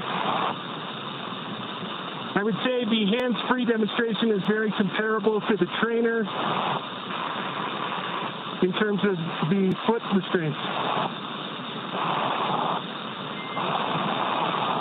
SpaceX copies. And EV1, when you have time, if you'd like to return to the reach demonstration, we'll take a look at that with the live video.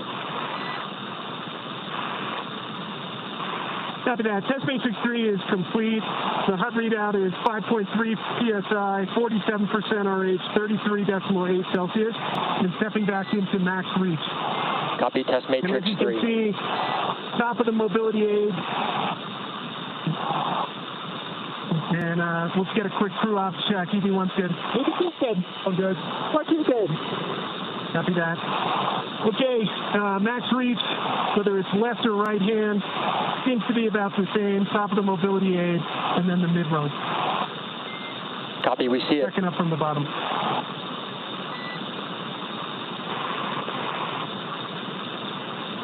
Any go back, SpaceX? Negative. We got about 1 minute until EV1 ingress. Copy that, 1 minute.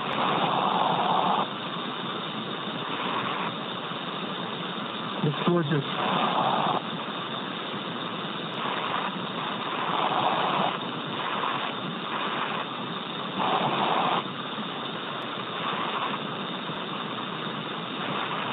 You want to see the size to get the umbilical and run his right foot. EV1, we're checking out your helmet cam now.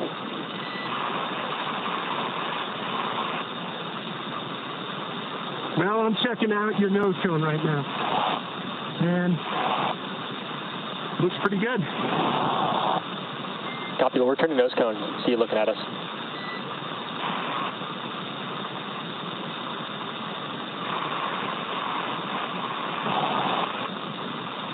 All right, we're coming up about that O2 flow timer time. Crew check for ingress. EV1's good. EV2's good. 4-2's good. All right. SpaceX EV1. Congrats for the huge team effort that it took to get us to this point. We know it's just the start. And I'm transitioning back into the vehicle.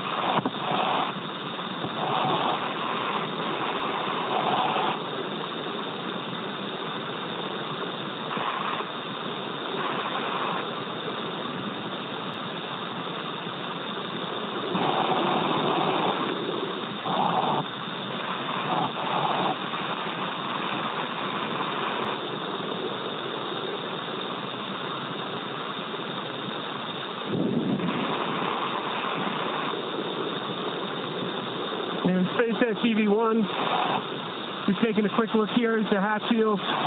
From what I can see so far, they look pretty good. Copy on the hatch seals and stand by for transition to 3-off reset.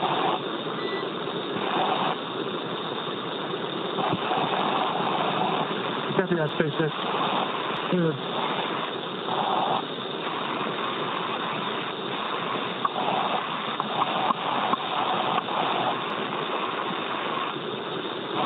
And EV1 is clear.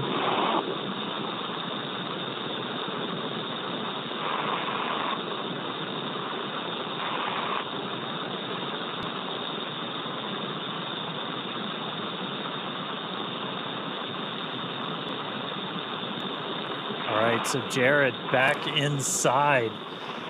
We heard him going through what's called the test matrix. It's basically just a bunch of maneuvers using different hands, using the foot mobility. 3-off reset is in progress. Calling out numbers. Right now, though, we're doing, you just heard Arthur call up 3-off reset, so we didn't use any of the forward thrusters while Jared was out there. We're re-enabling them. putting us back in our perfect attitude before Sarah gets ready to go out the door. Fun thing to note, it's still not a perfect vacuum inside a Dragon. It's an open loop system, so oxygen is kind of getting dumped into the cabin as this is going on. So you got a higher pressure in Dragon than you have outside. So we're not worried about thruster pluming. Yeah. Now you mentioned Sarah, just like Jared, she will have 10 to 15 minutes outside, perform those same sets of mobility tests as Jared. Like we heard the Corps do with EV1, they will call out when there's 1 minute remaining. SpaceX, attitude reset complete. EV2, go for egress. There's Sarah's clear to proceed. Copy. Crew check for EV2 egress. EV1's good. EV2's good. All good. What 2 good? EV2 is going to go stand in the door and then step outside. Now this test matrix that Jared just performed and the one that Sarah's about to perform, they have both committed to memory in order to execute these. We saw it being done pretty efficiently. I can't believe how quickly that time went by. Mike, we were talking about how your spacewalks were hours and these guys only have 10 to 15 minutes and it just like that. Yeah, it can go pretty quick, and but fortunately, Test skills look good. I see a little bit of a bulge between 14 and 13.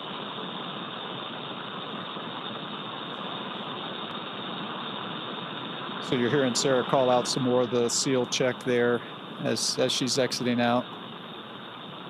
It's reseated. SpaceX copies that report. Good fix. So this was something we knew might happen. And It's Sarah, between 28 and 27. Copy. the crew trained on exactly what to do in this scenario, just pop it back in. And Reseat one it. final between 19 and 18.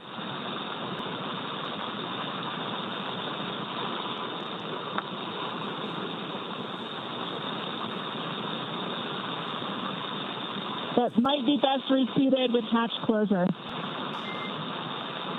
SpaceX copies. Can you repeat the location? After EVA complete.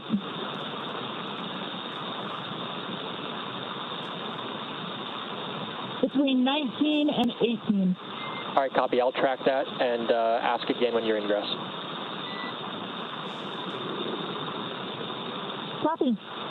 EV2 is proceeding with egress. Super exciting to see this. Our fellow SpaceXer, Yeah. Sarah Gillis, now about to make her spacewalk.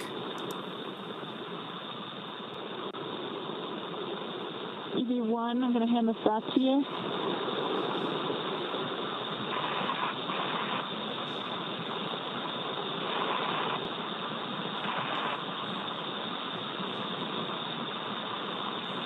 Like we mentioned, Sarah will be performing the same set of mobility tests. So we will do the same, try to stand by and listen to those comms.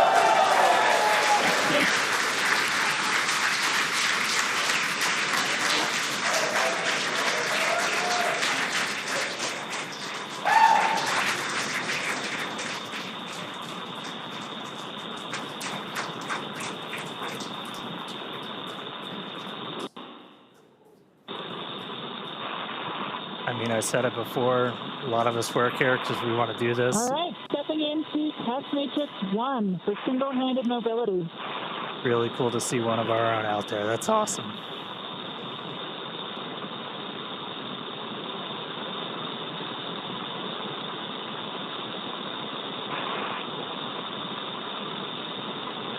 And EV2 for awareness, we're watching from the nose cone.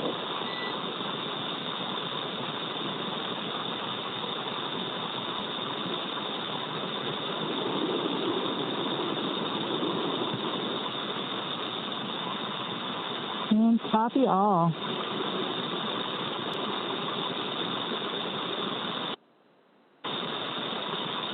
I would say in all three translation axes, I'm having certainly cross-coupled movements.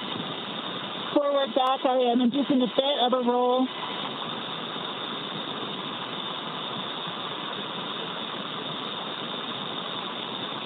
Similarly with left, right, and up, down, a bit of a pitch, but all are achievable. Rating is 3.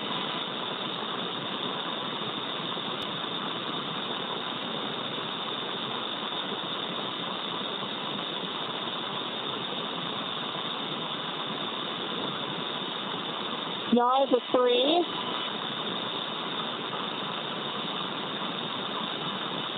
Roll is a 4. And pitch is a 3.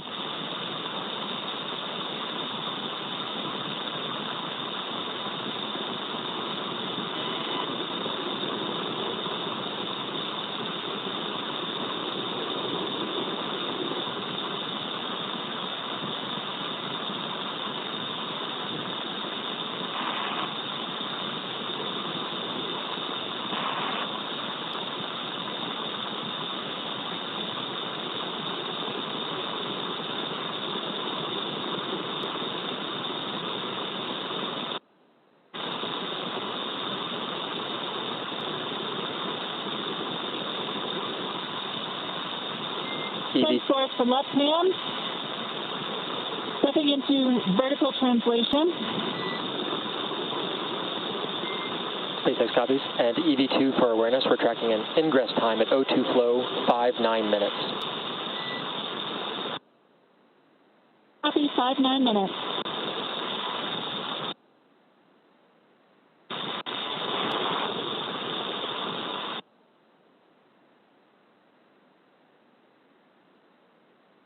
Horizontal bars are definitely preferred.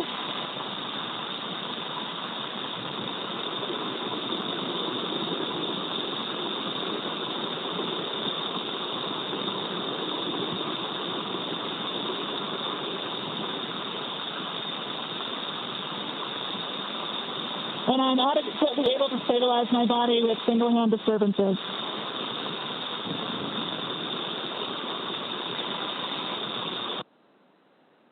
For both left and right. Stepping into max reach, do you have visual? Affirm, we have visual on the nose cone.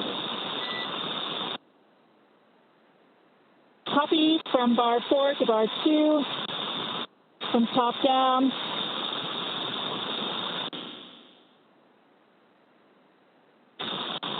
And similar reach from bar 2 up to bar 4.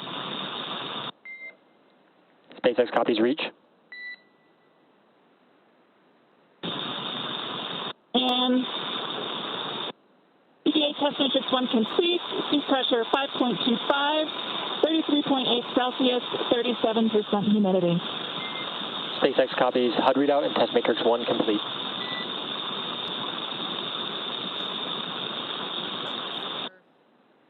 Copy, stepping into test matrix 2.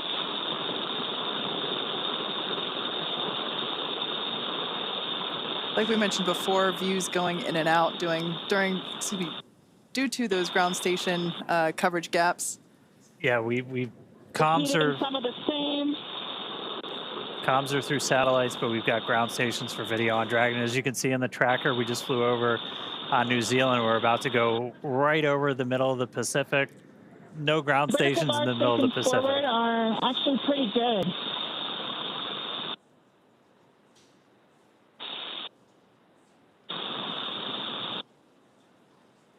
We're hearing the voice of Mission Specialist Sarah Gillis, our fellow SpaceXer on her spacewalk.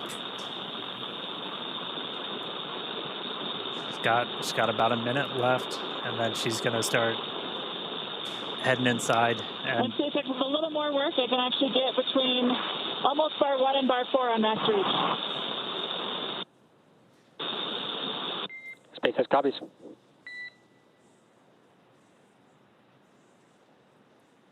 And you could see the Earth dark, and we flew into like an orbital. All right, and test matrix 2, time to combine them, so we'll call that complete.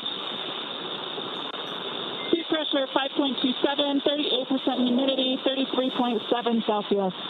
SpaceX copies matrix complete and HUD readout.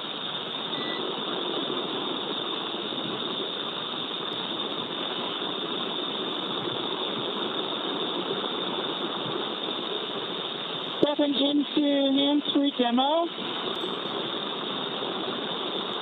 I'm able to engage and disengage my feet.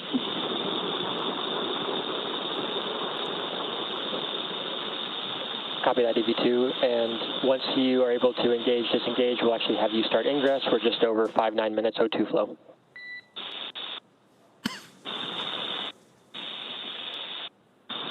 Copy.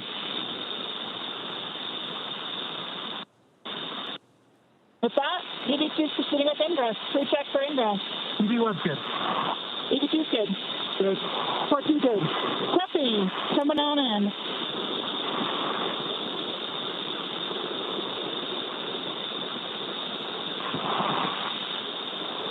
All right, and just like that, Sarah's going to start All of making the her checker way in. plates are clear.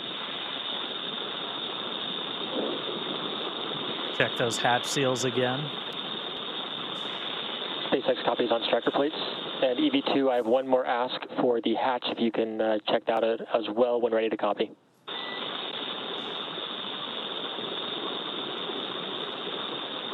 Ready?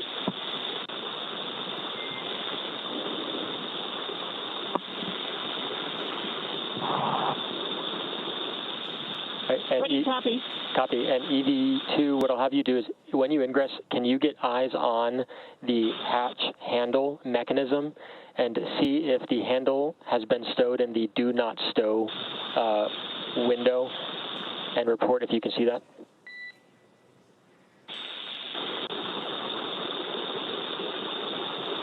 Check it.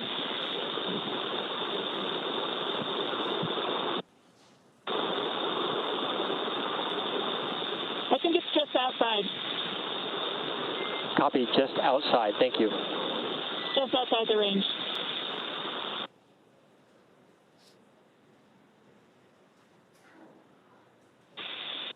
And for awareness, I do see a couple of those same points bulging again between 12 and 13. Copy, your go to address. No, mostly between 12 and 13 right now. SpaceX copies at 12. If you can, your go to address those. Copy and work.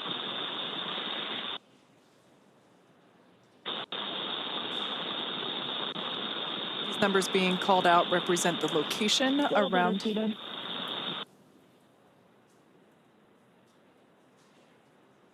Yeah, the location around the circular hatch, just identifying where these bulges are. So Sarah's now reseating that seal. Not quite able to reach the back one, so we'll proceed with clearing for hatch closure. Just like that, we're already hearing about hatch closure. It's incredible that these two EVAs, just in 2 blinks of the eyes, are... EV2 is clear of hatch, please. 2 checks.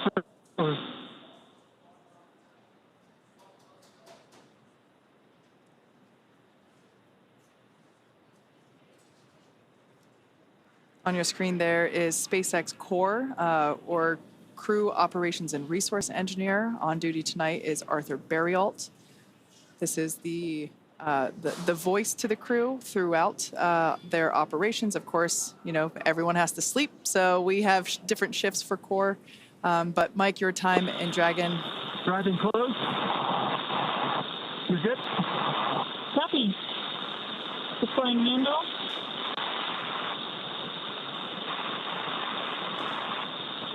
Applying force.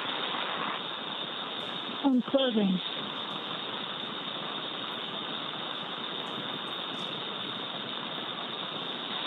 Once we get ground station coverage, again, we will be sure to bring you views within the Dragon capsule. But right now, Sarah is closing the forward hatch.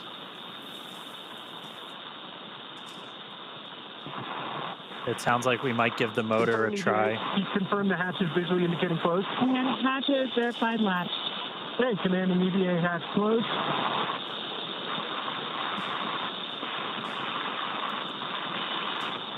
EVA hatch closed.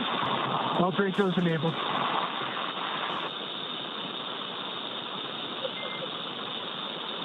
Dragon SpaceX, we see EVA hatch closed and pressure indicates good hatch seal. Stand by for transition to EVA repress 1.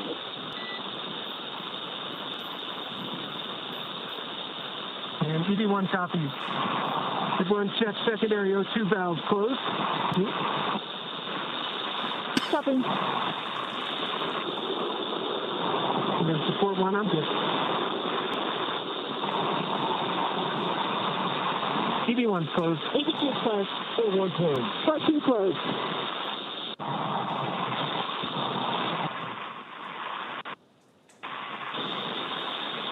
So a couple of real big moments right there. Sarah was able to make sure. SpaceX, we copy. We're in EVA repress 1. We copy secondary flow is closed and agree. EVA repress 1. She was able to make sure that the seals were in good spot. We got the hatch closed. You can crew, see. We're out of a half PSI for 8.3. See the pressure starting to tick up.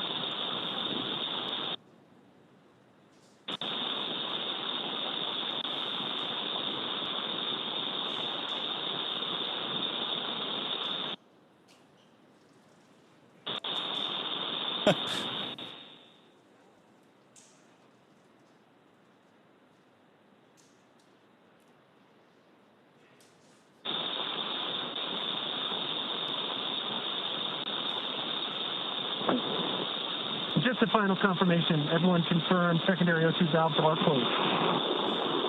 EV1's closed. EV2 closed. O1 closed. 14 closed. Copy that. And we're through 1 for 8.3. All right, so each of the crew just closed those secondary O2 valves on their umbilicals. Again, that was primarily for cooling. During the spacewalk itself, the suit's still pressurized by that primary. And now we're going to start to see the pressure tick up inside of Dragon. Right after they get the hatch closed, they're able to do kind of an initial pressure check. Because again, oxygen, it's an open loop system with these suits still flowing into the cabin. You're able to see positive pressure response showing that the cabin, the hatch was closed and was sealed. We'll still do a leak check on our way kind of back up to our nominal cabin pressure.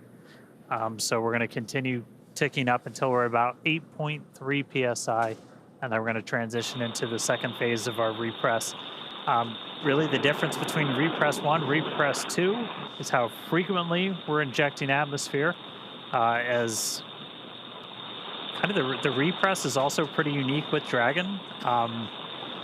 We're repressurizing with just nitrogen right now, which is a little bit unique. Obviously you have nitrogen and oxygen in your atmosphere. With this, we have O2 flowing into the cabin through the suits, so we only need to add nitrogen. So we're able to just basically add a bunch of that to really start getting your pressure up. O2 continues to flow into the cabin through the suits, and we're going to continue pressurizing until we're pretty much right back at our 14. Fan 1 coming on, medium speed. Right at about our 14 or so PSI. And we're also looking at what the partial pressure of oxygen is, because we want to make sure the crew takes helmets off and everything, that plenty of oxygen in the cabin.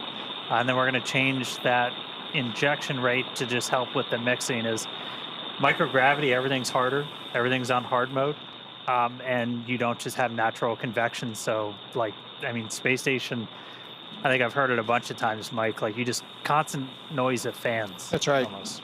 Yeah, there's you've got to continually recycle that air, and one, to help get rid of the CO2, right? Because as they're taking in that oxygen, they're breathing out the CO2, and we need to get that out of the system, which is another important reason to have that air constantly circulating. Yeah. Man, that felt really quick. It did. That was really cool to see them outside for the first time. And what they were actually doing out there is a bunch of pretty simple tests as it looked, but like this is just learning how the heck do you move, because like just moving around in microgravity is tough, right? It is tough. Dragon SpaceX, we're about 2.5 minutes from Tedra's handover. EV1 copy. Out of 3. Yeah, that movement is tough, and there is a big difference just of moving around when you're in your short sleeves like we're inside the capsule, and when you put on that spacesuit, it's much more challenging to move around with that on.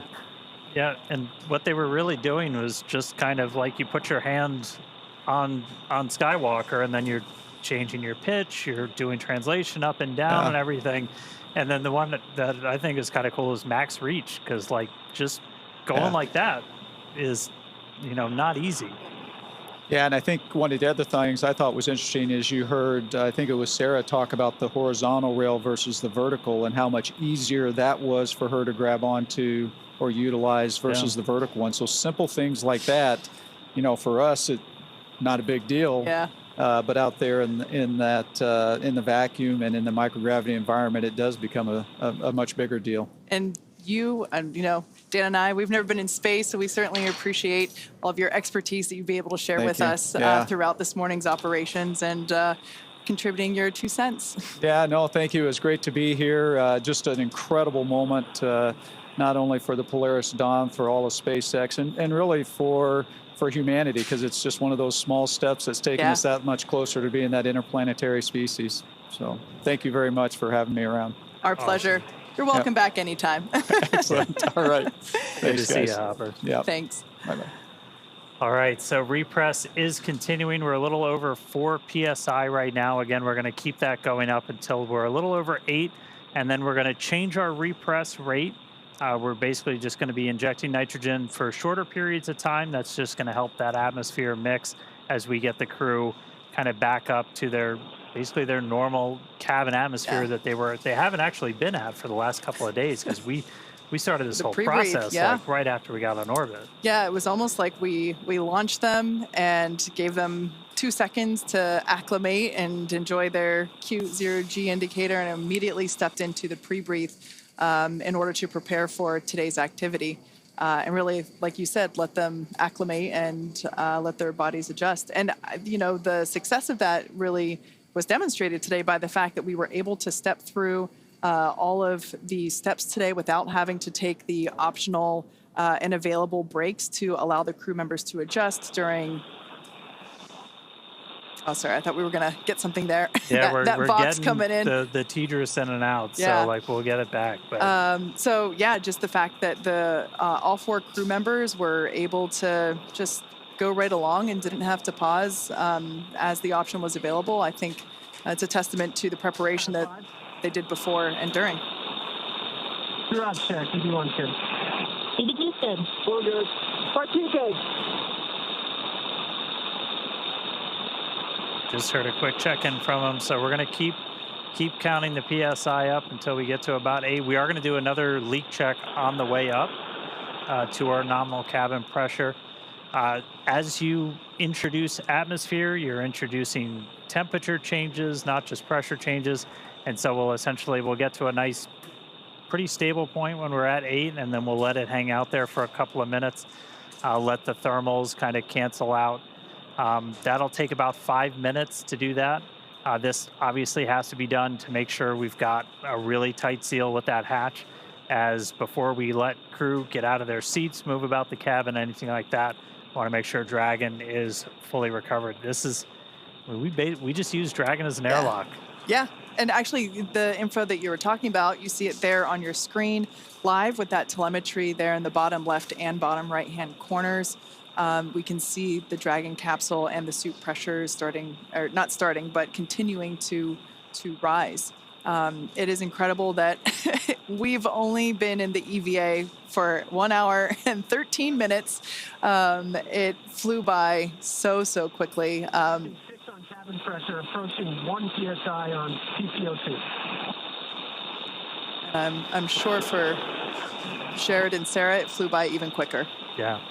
We just heard Jared call down. We're coming up on 1 PSI for PPO2. So what we're really tracking before we give the crew the go to get out of their suits is both the actual, like just the straight up, what the absolute pressure is inside, but also what the partial pressure of oxygen is. We want to make sure you don't have a hypoxic environment inside. Basically, you want to get them. They're going to be pretty much right back at the atmosphere that we're walking around in right now before they get their suits off. Our EVA clock's going to continue to count until we hear the call for EVA operations complete from our core Arthur Burial. That's going to come once we are done with the repress operation. We'll see a couple of other things happen with the suits. They'll do kind of a final washout of the pure O2 environment in the suit using nitrox before they get out. Nitrox being that same air mixture that you have in your scuba tank. If you've got any scuba divers out there, that nitrogen oxygen mixture. Nope, still just air. They're just gonna keep psyching you out.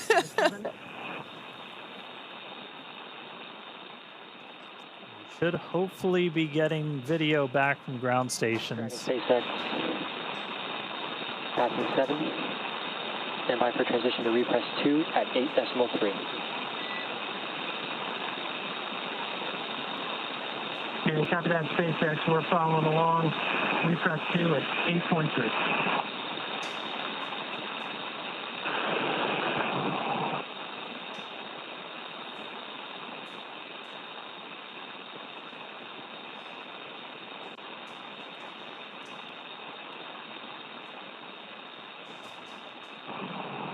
Yeah, so once we transition to repress 2, once we're at about 8.3 psi, we'll stay there for about 2 minutes.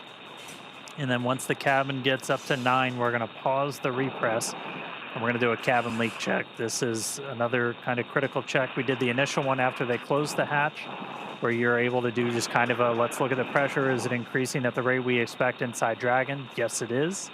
And so we were able to confirm that seals and everything looked good. We're going to do another leak check now that we've got more pressure inside Dragon, just to really make sure that we've got a good seal on that hatch before we finish the operation. Coming up on 8.3. We should be hopefully just about a minute and a half or so away from ground station, so might get those views back inside of Dragon. Yeah, it would be great to see them post EVA. Now, just like when we were depressurizing the capsule, there was the option to pause. EVA repress 2. Crew ops check. EV1's good. We're good.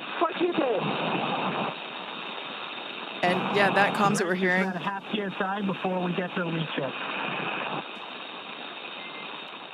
Dragon SpaceX with you, monitoring for leak check at 9 psi. The continual checks with all 4 crew members to make sure that everyone is good.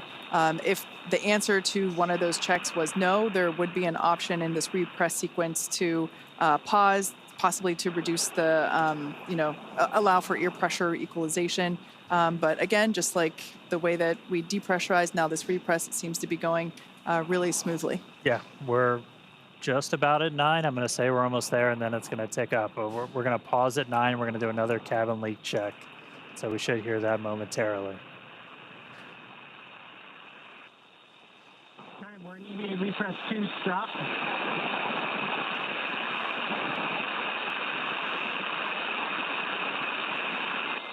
Dragon SpaceX with you in EVA repress 2. Stop. Waiting 5 minutes for thermal stabilization. And we're copy that, SpaceX. We're tracking. And crew for your awareness, we do a positive repress rate. We are 30 seconds into the leak check.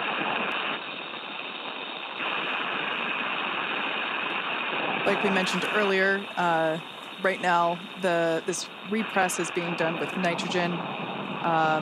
Once we get your awareness, PPO2 is 1.35, halfway there. They're still flowing that oxygen, and in a few minutes we will begin to flow. We'll do a flush of nitrox into the suits.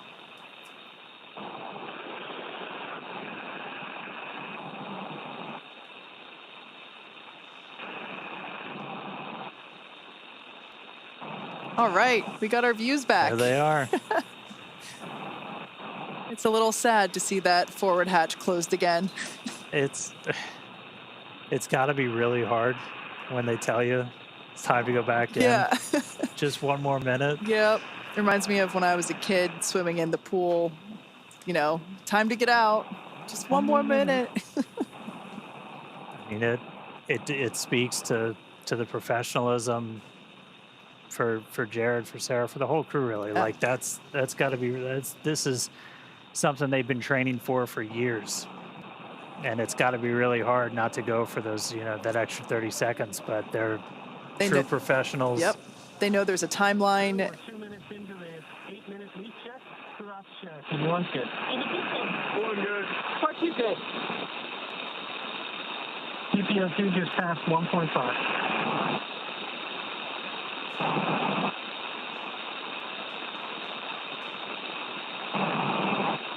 We're a couple minutes into our leak check. You're seeing the pressure continue to tick up. We've stopped the nitrogen injections, but again, oxygen coming out of essentially a vent line on those suits. And that is why you're going to continue to see the pressure tick up. You heard Jared call out the PPO2. That's gone up. That's your partial pressure of oxygen. We're looking for that to get to over about 2.6, a little bit higher. And then our final actual, just ambient pressure inside Dragon's going to be right around 14.4 or so. And I mean, that's a little bit lower than what we're walking around in now. But if you're at a little higher altitude state in the country or something, that's what you might be sitting in right now in your house. And they haven't been at that pressure since they left her. Yeah. But after we get all the way up there, we're going to do kind of a final flush of the suits using that nitrox that Kate was talking about. That takes them out of that pure oxygen environment, and that's one of the final steps before we'll hear that call from Arthur of EVA operations complete, and that's when our clock's going to stop. Our spacewalk did start today at 3:12 a.m. Pacific, 10:12 UTC. It's continuing to tick up. Ours was unique. We talked about it a little bit with Mike. There's different rules for every single spacewalk. It's kind of fun, a little challenging sometimes to track all of them. Even on the space station, there's. We're halfway through the leak check. Still positive research.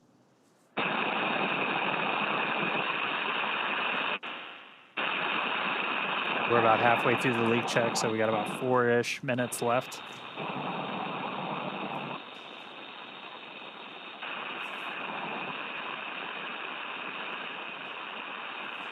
We can see the pressure inside Dragon stabilized during this leak check at 9.4. Helps to ensure that that forward hatch is properly sealed and shut. It's very similar to a suit leak check that we do in terms of sustaining a pressure and measuring that pressure over a period of time. Obviously the leak check for the capsule takes a little longer than the individual suit leak checks. But so far, so good. A little bit more than halfway through.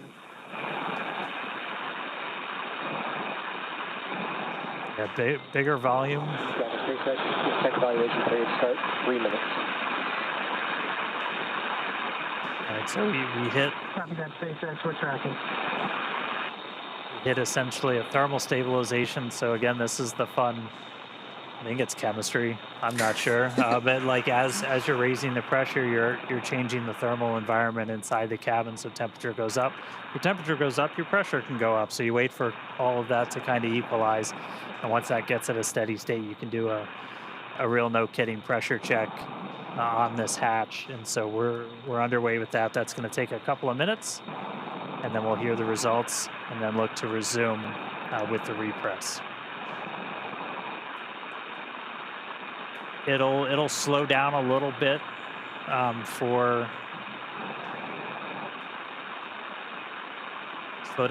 for the remaining of the repress. Kind of going in reverse. When we did the depress, a lot of that atmosphere was flowing over, and once we got down low, it started to slow.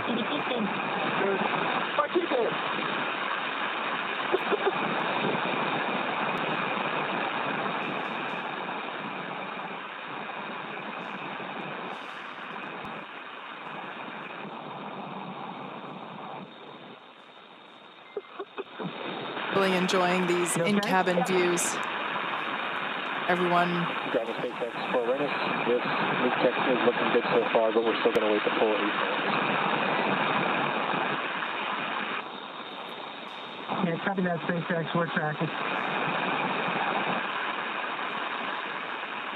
Sometimes it seems as though the feed freezes just because everybody's relaxing as the... We're coming up on 7 minutes in the leak check.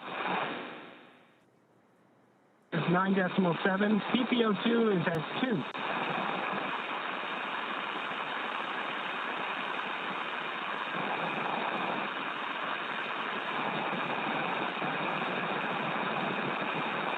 Enough.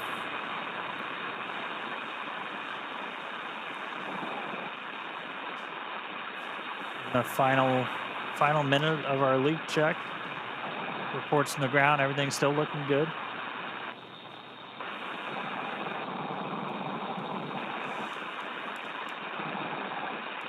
Heard Jared report down that partial pressure of oxygen right at about 2. Once that gets to about 2.6, we can essentially stop flow of that pure oxygen to the crew suits. Is like 2.6 is right where we want to keep it when we're at our final pressure. Dragon SpaceX, successful leak check. Stand by to restart or repress.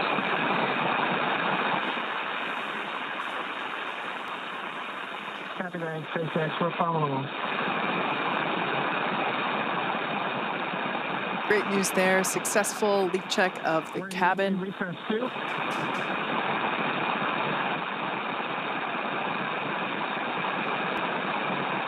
All right, crew, we're in EVA repress 2. As a reminder, the EVA repress 2 will complete when either PPO2 reaches 2.62 or cabin reaches 1 atmosphere. Right now we're coming up on 10 psi for cabin pressure, and PPO2 is 2.2.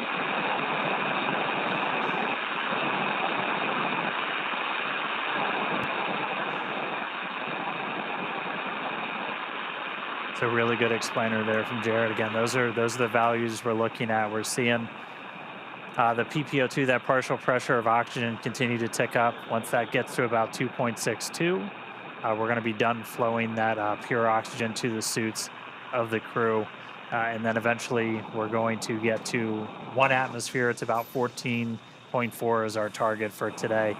And then our repress will be complete. So this will go a little bit slower than the initial repress. This could take up to about 20 or 30 minutes, even in some of the times that we simmed it. You don't want to introduce them super quickly to a higher pressure. Anytime you're doing pressure changes, as gradual as you can make it, the better. And that's why we have like the built-in holds that we talked about that the crew can do. Exactly. These are opportunities for the crew to pause the repress and just allow themselves to come to equilibrium. Words are Words are really hard right now. It is. And we haven't had to utilize. 2.3 PPO2, targeting 2.62. Cabin pressure is at 10.3. If I was a betting man, I'd say we get to the PPO2 threshold first. At that time, O2 will switch to nitrox in the suit. All right, good news there. And crew ops check, everyone's good. Dragon SpaceX, we concur with EV1 call.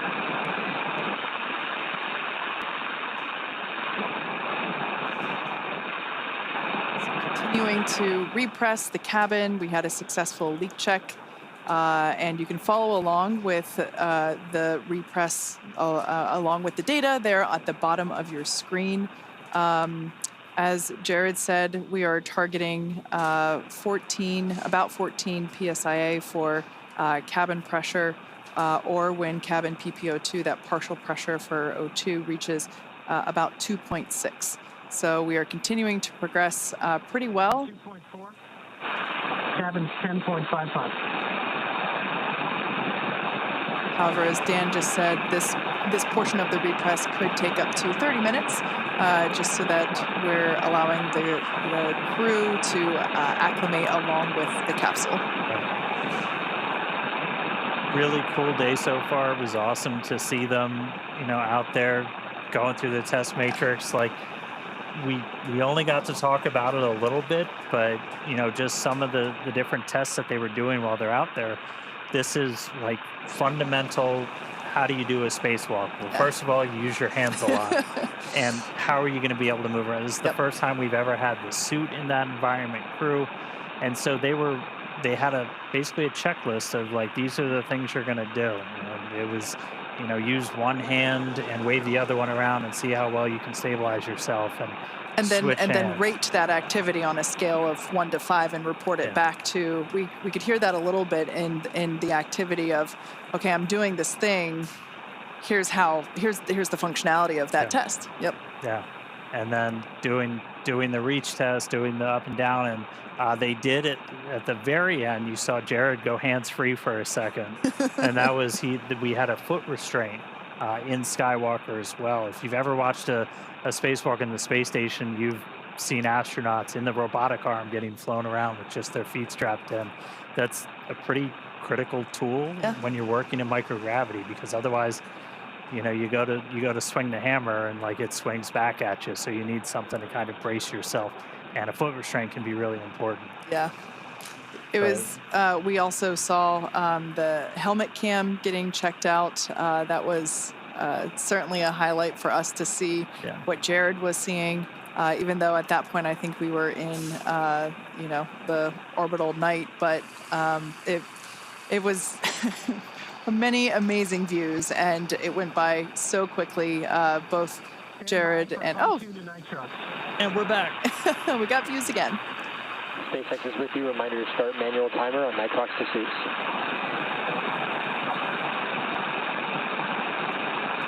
Got that, SpaceX. We're standing by.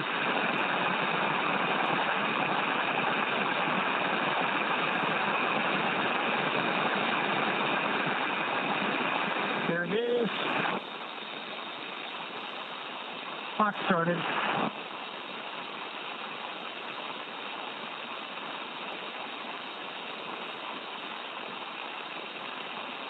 We're on nitrox pursuit. Cabin TPO2 is 2.16. And cabin atmosphere is 11.11.32. Well, it might look like the feed is frozen. If you look closely, you can see small micro movements there with fingers and the strap above Anna's shoulder. We, unfortunately, due to ground station coverage, don't have video 100% of the time, even though we wish we did. That would be great. But we can see that Jared and Sarah are not strapped into their seats, of course, because they performed their EVAs, or their spacewalks, extravehicular activities, where Anna and Kid remained in their seats, the window seats, so we can see their safety harnesses still strapped in there. At this point in time, we are continuing with the repressurization of the Dragon capsule, Dragon Resilience. We had a successful leak check. 1 good. 4-1 good. 4-2 good. Commander Jared Isaacman continuing to check in with his 3 fellow. Check secondary O2 valve open. EV1's open. EV2's open. 4-1 open. 4-1 open. 4-2 open.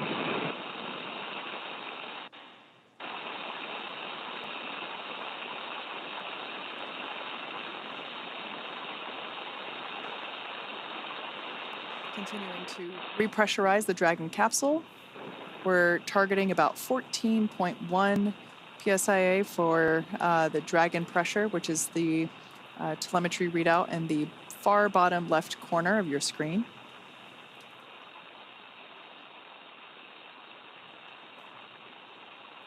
Yep, and along with that, we're also tracking the partial pressure of oxygen. So we did hear that they've stopped the flow of pure O2 to the suits, and they've switched over to nitrox. So again, anything that we're flowing into the suits also gets introduced into the cabin atmosphere. It's an open loop system. It's how you essentially maintain pressure in the suit, since you're just constantly flowing that air in there to wash out any carbon dioxide they're exhaling, to actually function as they're cooling. So we're switching over to nitrox just to make sure we maintain kind of the right balance of nitrogen and oxygen in that cabin before they get to go to take their suits off. So we're already at that for the O2. And so we're on nitrox in the suits now. still injecting kind of the pure nitrogen into the cabin itself, and the teams just keep an eye on the O2 levels as we go throughout, and we can adjust our injections as we need to. So we're just kind of hanging out now, waiting until they get to that 14, a little over 14, and then the call we're going to be listening for is going to be EVA operations complete from Arthur.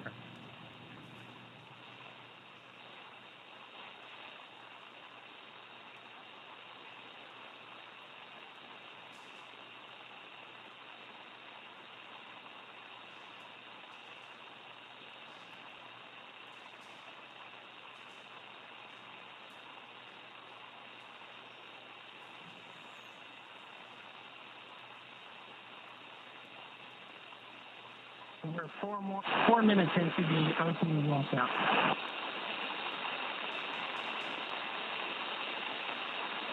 Cabin TPO2 is 2.9, cabin pressure 12.5.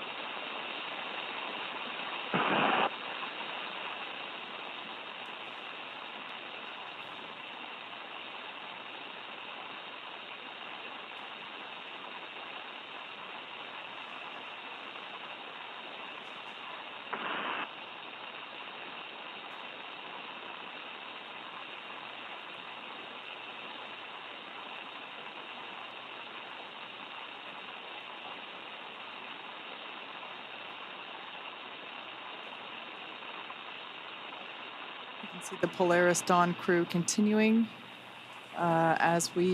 continuing to monitor the repress of the Dragon capsule.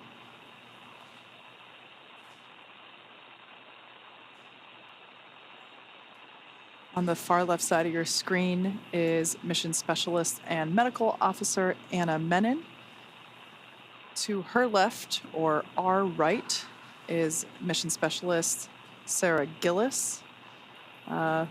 Both of these wonderful women are our fellow SpaceX employees. So incredible to see them in space doing amazing things. Yeah, and seeing Sarah get to poke her head outside Dragon, that was, both of them have trained astronauts.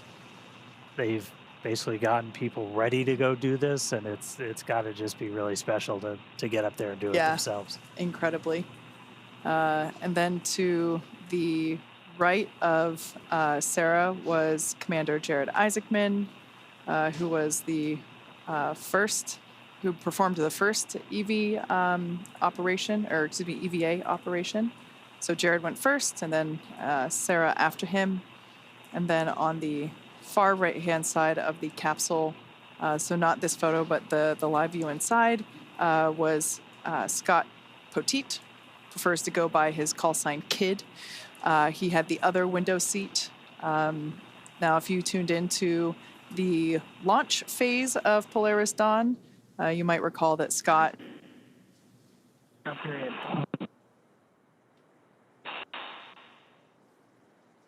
3 PSA. Cabin pressure is 13.3.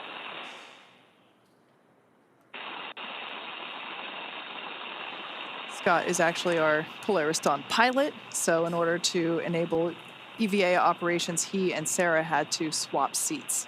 So Sarah has been keeping the pilot seat warm for Kid. Yeah, and like we talked about, we only saw Jared and Sarah actually get up and go outside, but all 4 of these crew members did a spacewalk today. All 4 were exposed to the vacuum of space. This is the first time that's ever happened in human history, having 4 people all at the same time. Yep. We saw Jared and Sarah go out and do those mobility tests. Anna and Kid, one of their kind of main roles was being the eyes back inside. Very similar if you've ever watched the space station spacewalk, where you'll have people inside who are able to kind of call out or fly a robotic arm or something. They're just a really important part of the team to make all of this work. Like, no spacewalk doesn't happen in a vacuum. It happens in a vacuum, but like you're never doing it solo. And so they were largely making sure that umbilicals didn't get hung up, and keeping eyes on seals and stuff like that for the crew. So Also keeping an eye on the umbilicals in case if it got wrapped around their foot, and just really acting as the assistant coach while the EVAs were underway. right, we're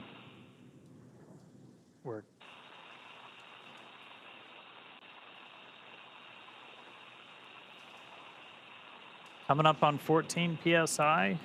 Again, we're already at the oxygen levels in the cabin that we'd look for, and so now we're just waiting until we get to that final pressure. Technically, the EVA is still underway. That's right. We have not yet heard the call out, EVA complete. That will be coming after we get confirmation that the repress. We're 9 minutes into the O2 washout, less than 4 minutes remaining. Cabin PPO2 is 3.1. Cabin pressure is coming up on 14.1. I want to review a few things. So when the timer reaches 13 minutes, we're going to shut down the nitrox flow to suits. Then we're going to close secondary O2 valves, and then you can use your manual vent valve into plate. When your visors, do not disconnect umbilicals. How copy? One's good. Each is good. One good. Report two good. Dragon SpaceX, we are less than 2 minutes from a teacher's handover. But copy your call and plan, we concur. So that was Jared just reminding the rest of the crew that when the timer hits 13 minutes, the order of operations, they have that manual valve there, and this is something that we've seen all morning is continual check-ins. EVA repress is complete, continuing suit washout. Copy that, SpaceX. Great news there. Confirmation that Dragon repress is now complete.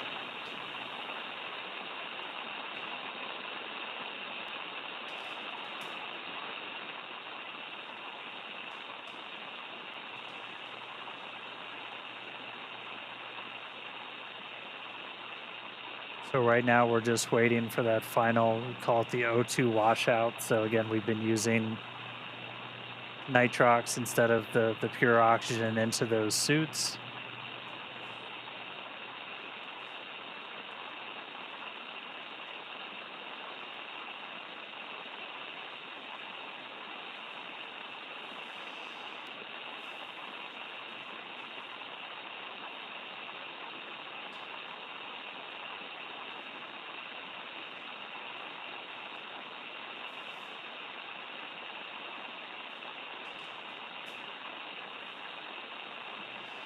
For anyone that has joined recently, unfortunately, you missed most of the fun. You'll have I encourage you to rewind. Yep.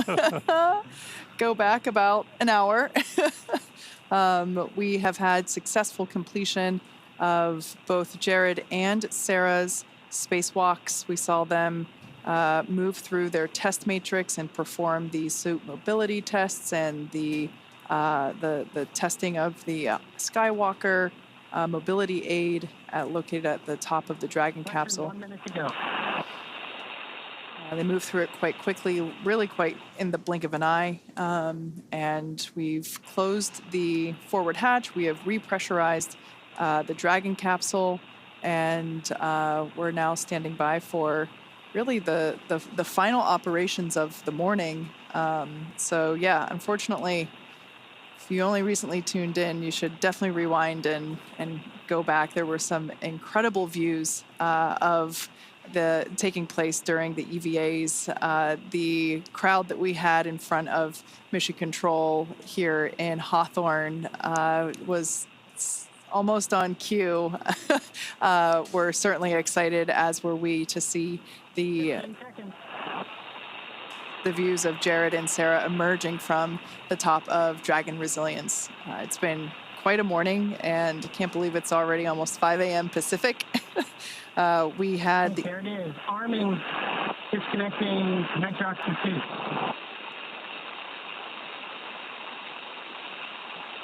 And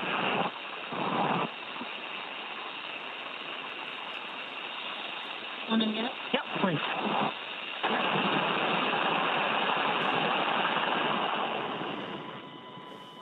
All right, check secondary O2 valves closed. EV1's closed. EV2's closed. Port 1 closed. Port 2 closed. All right, you're going to manually vent down.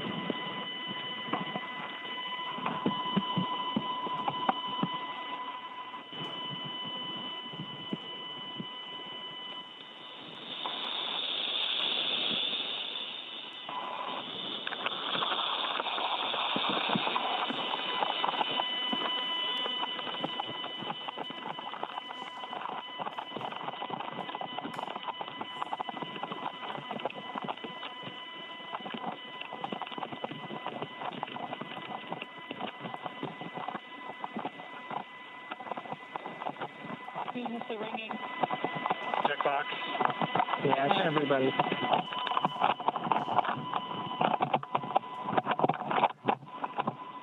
Whew.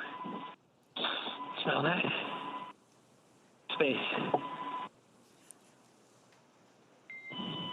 Dragon SpaceX EVA operations complete. And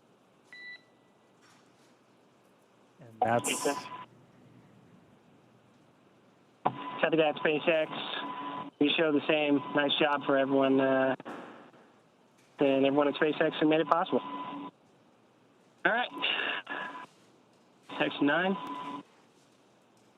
Turn all seats, push to talk to manual. Armed. Execute. Space.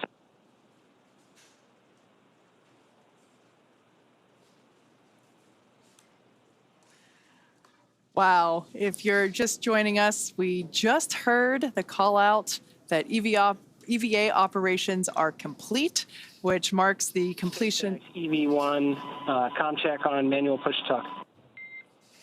Manual push to talk, loud and clear. All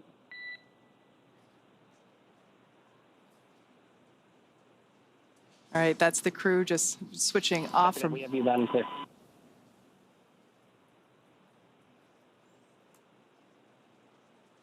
Just switching off from Vox and back on to the push to talk. That silence, really, that's it. That was the first ever commercial spacewalk. We started at 3:12 a.m. Pacific time, which puts us at 1 hour and 46 minutes. The 4 astronauts on board Dragon Resilience performed a suited pre-breathe process to acclimate their bodies for the reduced pressure. After that, the cabin was vented and the hatch door was opened. And Mission Commander Jared Isaacman, he was the first to exit the spacecraft. He got out there. We saw him right as we were starting to get into that orbital sunset. He was able to complete all of his tasks before he ingressed, got back inside a Dragon. We did that quick attitude adjustment, and then it was SpaceX's own Sarah Gillis, the second to exit the spacecraft, do her task for the EVA. Jared and Sarah got back inside. Everybody's reporting back healthy. We had a pretty smooth and nominal repress. Our mission pilot, Scott Kidd Poteet, and our mission specialist and medical officer, Anna Menon, have been supporting the spacewalk throughout from inside. They went through the same pre-breathe, the same depress process as Jared and Sarah. They did a spacewalk too today, and everybody's reporting back healthy. And just, I'll say it again because all the stat heads out there, I know you guys are tracking, our official start time was 3:12 a.m. Pacific, and our official end was at 4:58 a.m. Pacific. That was 1 hour and 46 minutes of spacewalking time. Next, the crew's going to prepare for post-EVA operations. This is powering down everything on their suit. These were only needed, obviously, while they were in there. They're going to be able to get out of their suits next and kind of start moving around the cabin. They turned the Vox off, so we're not hearing kind of like the constant back and forth anymore. But wow, really cool to see him back inside EVA complete. And it's, the work isn't completely done yet. They'll also have to perform some comms checks along with some additional tasks before their seats are rotated back into their pre-EVA position. And all in all, wow, just an incredible view. We've said it already a couple of times before if you're just joining. Dragon SpaceX will be with you when you're ready in 9.3. Cabin atmosphere is looking pretty good right now, very stable.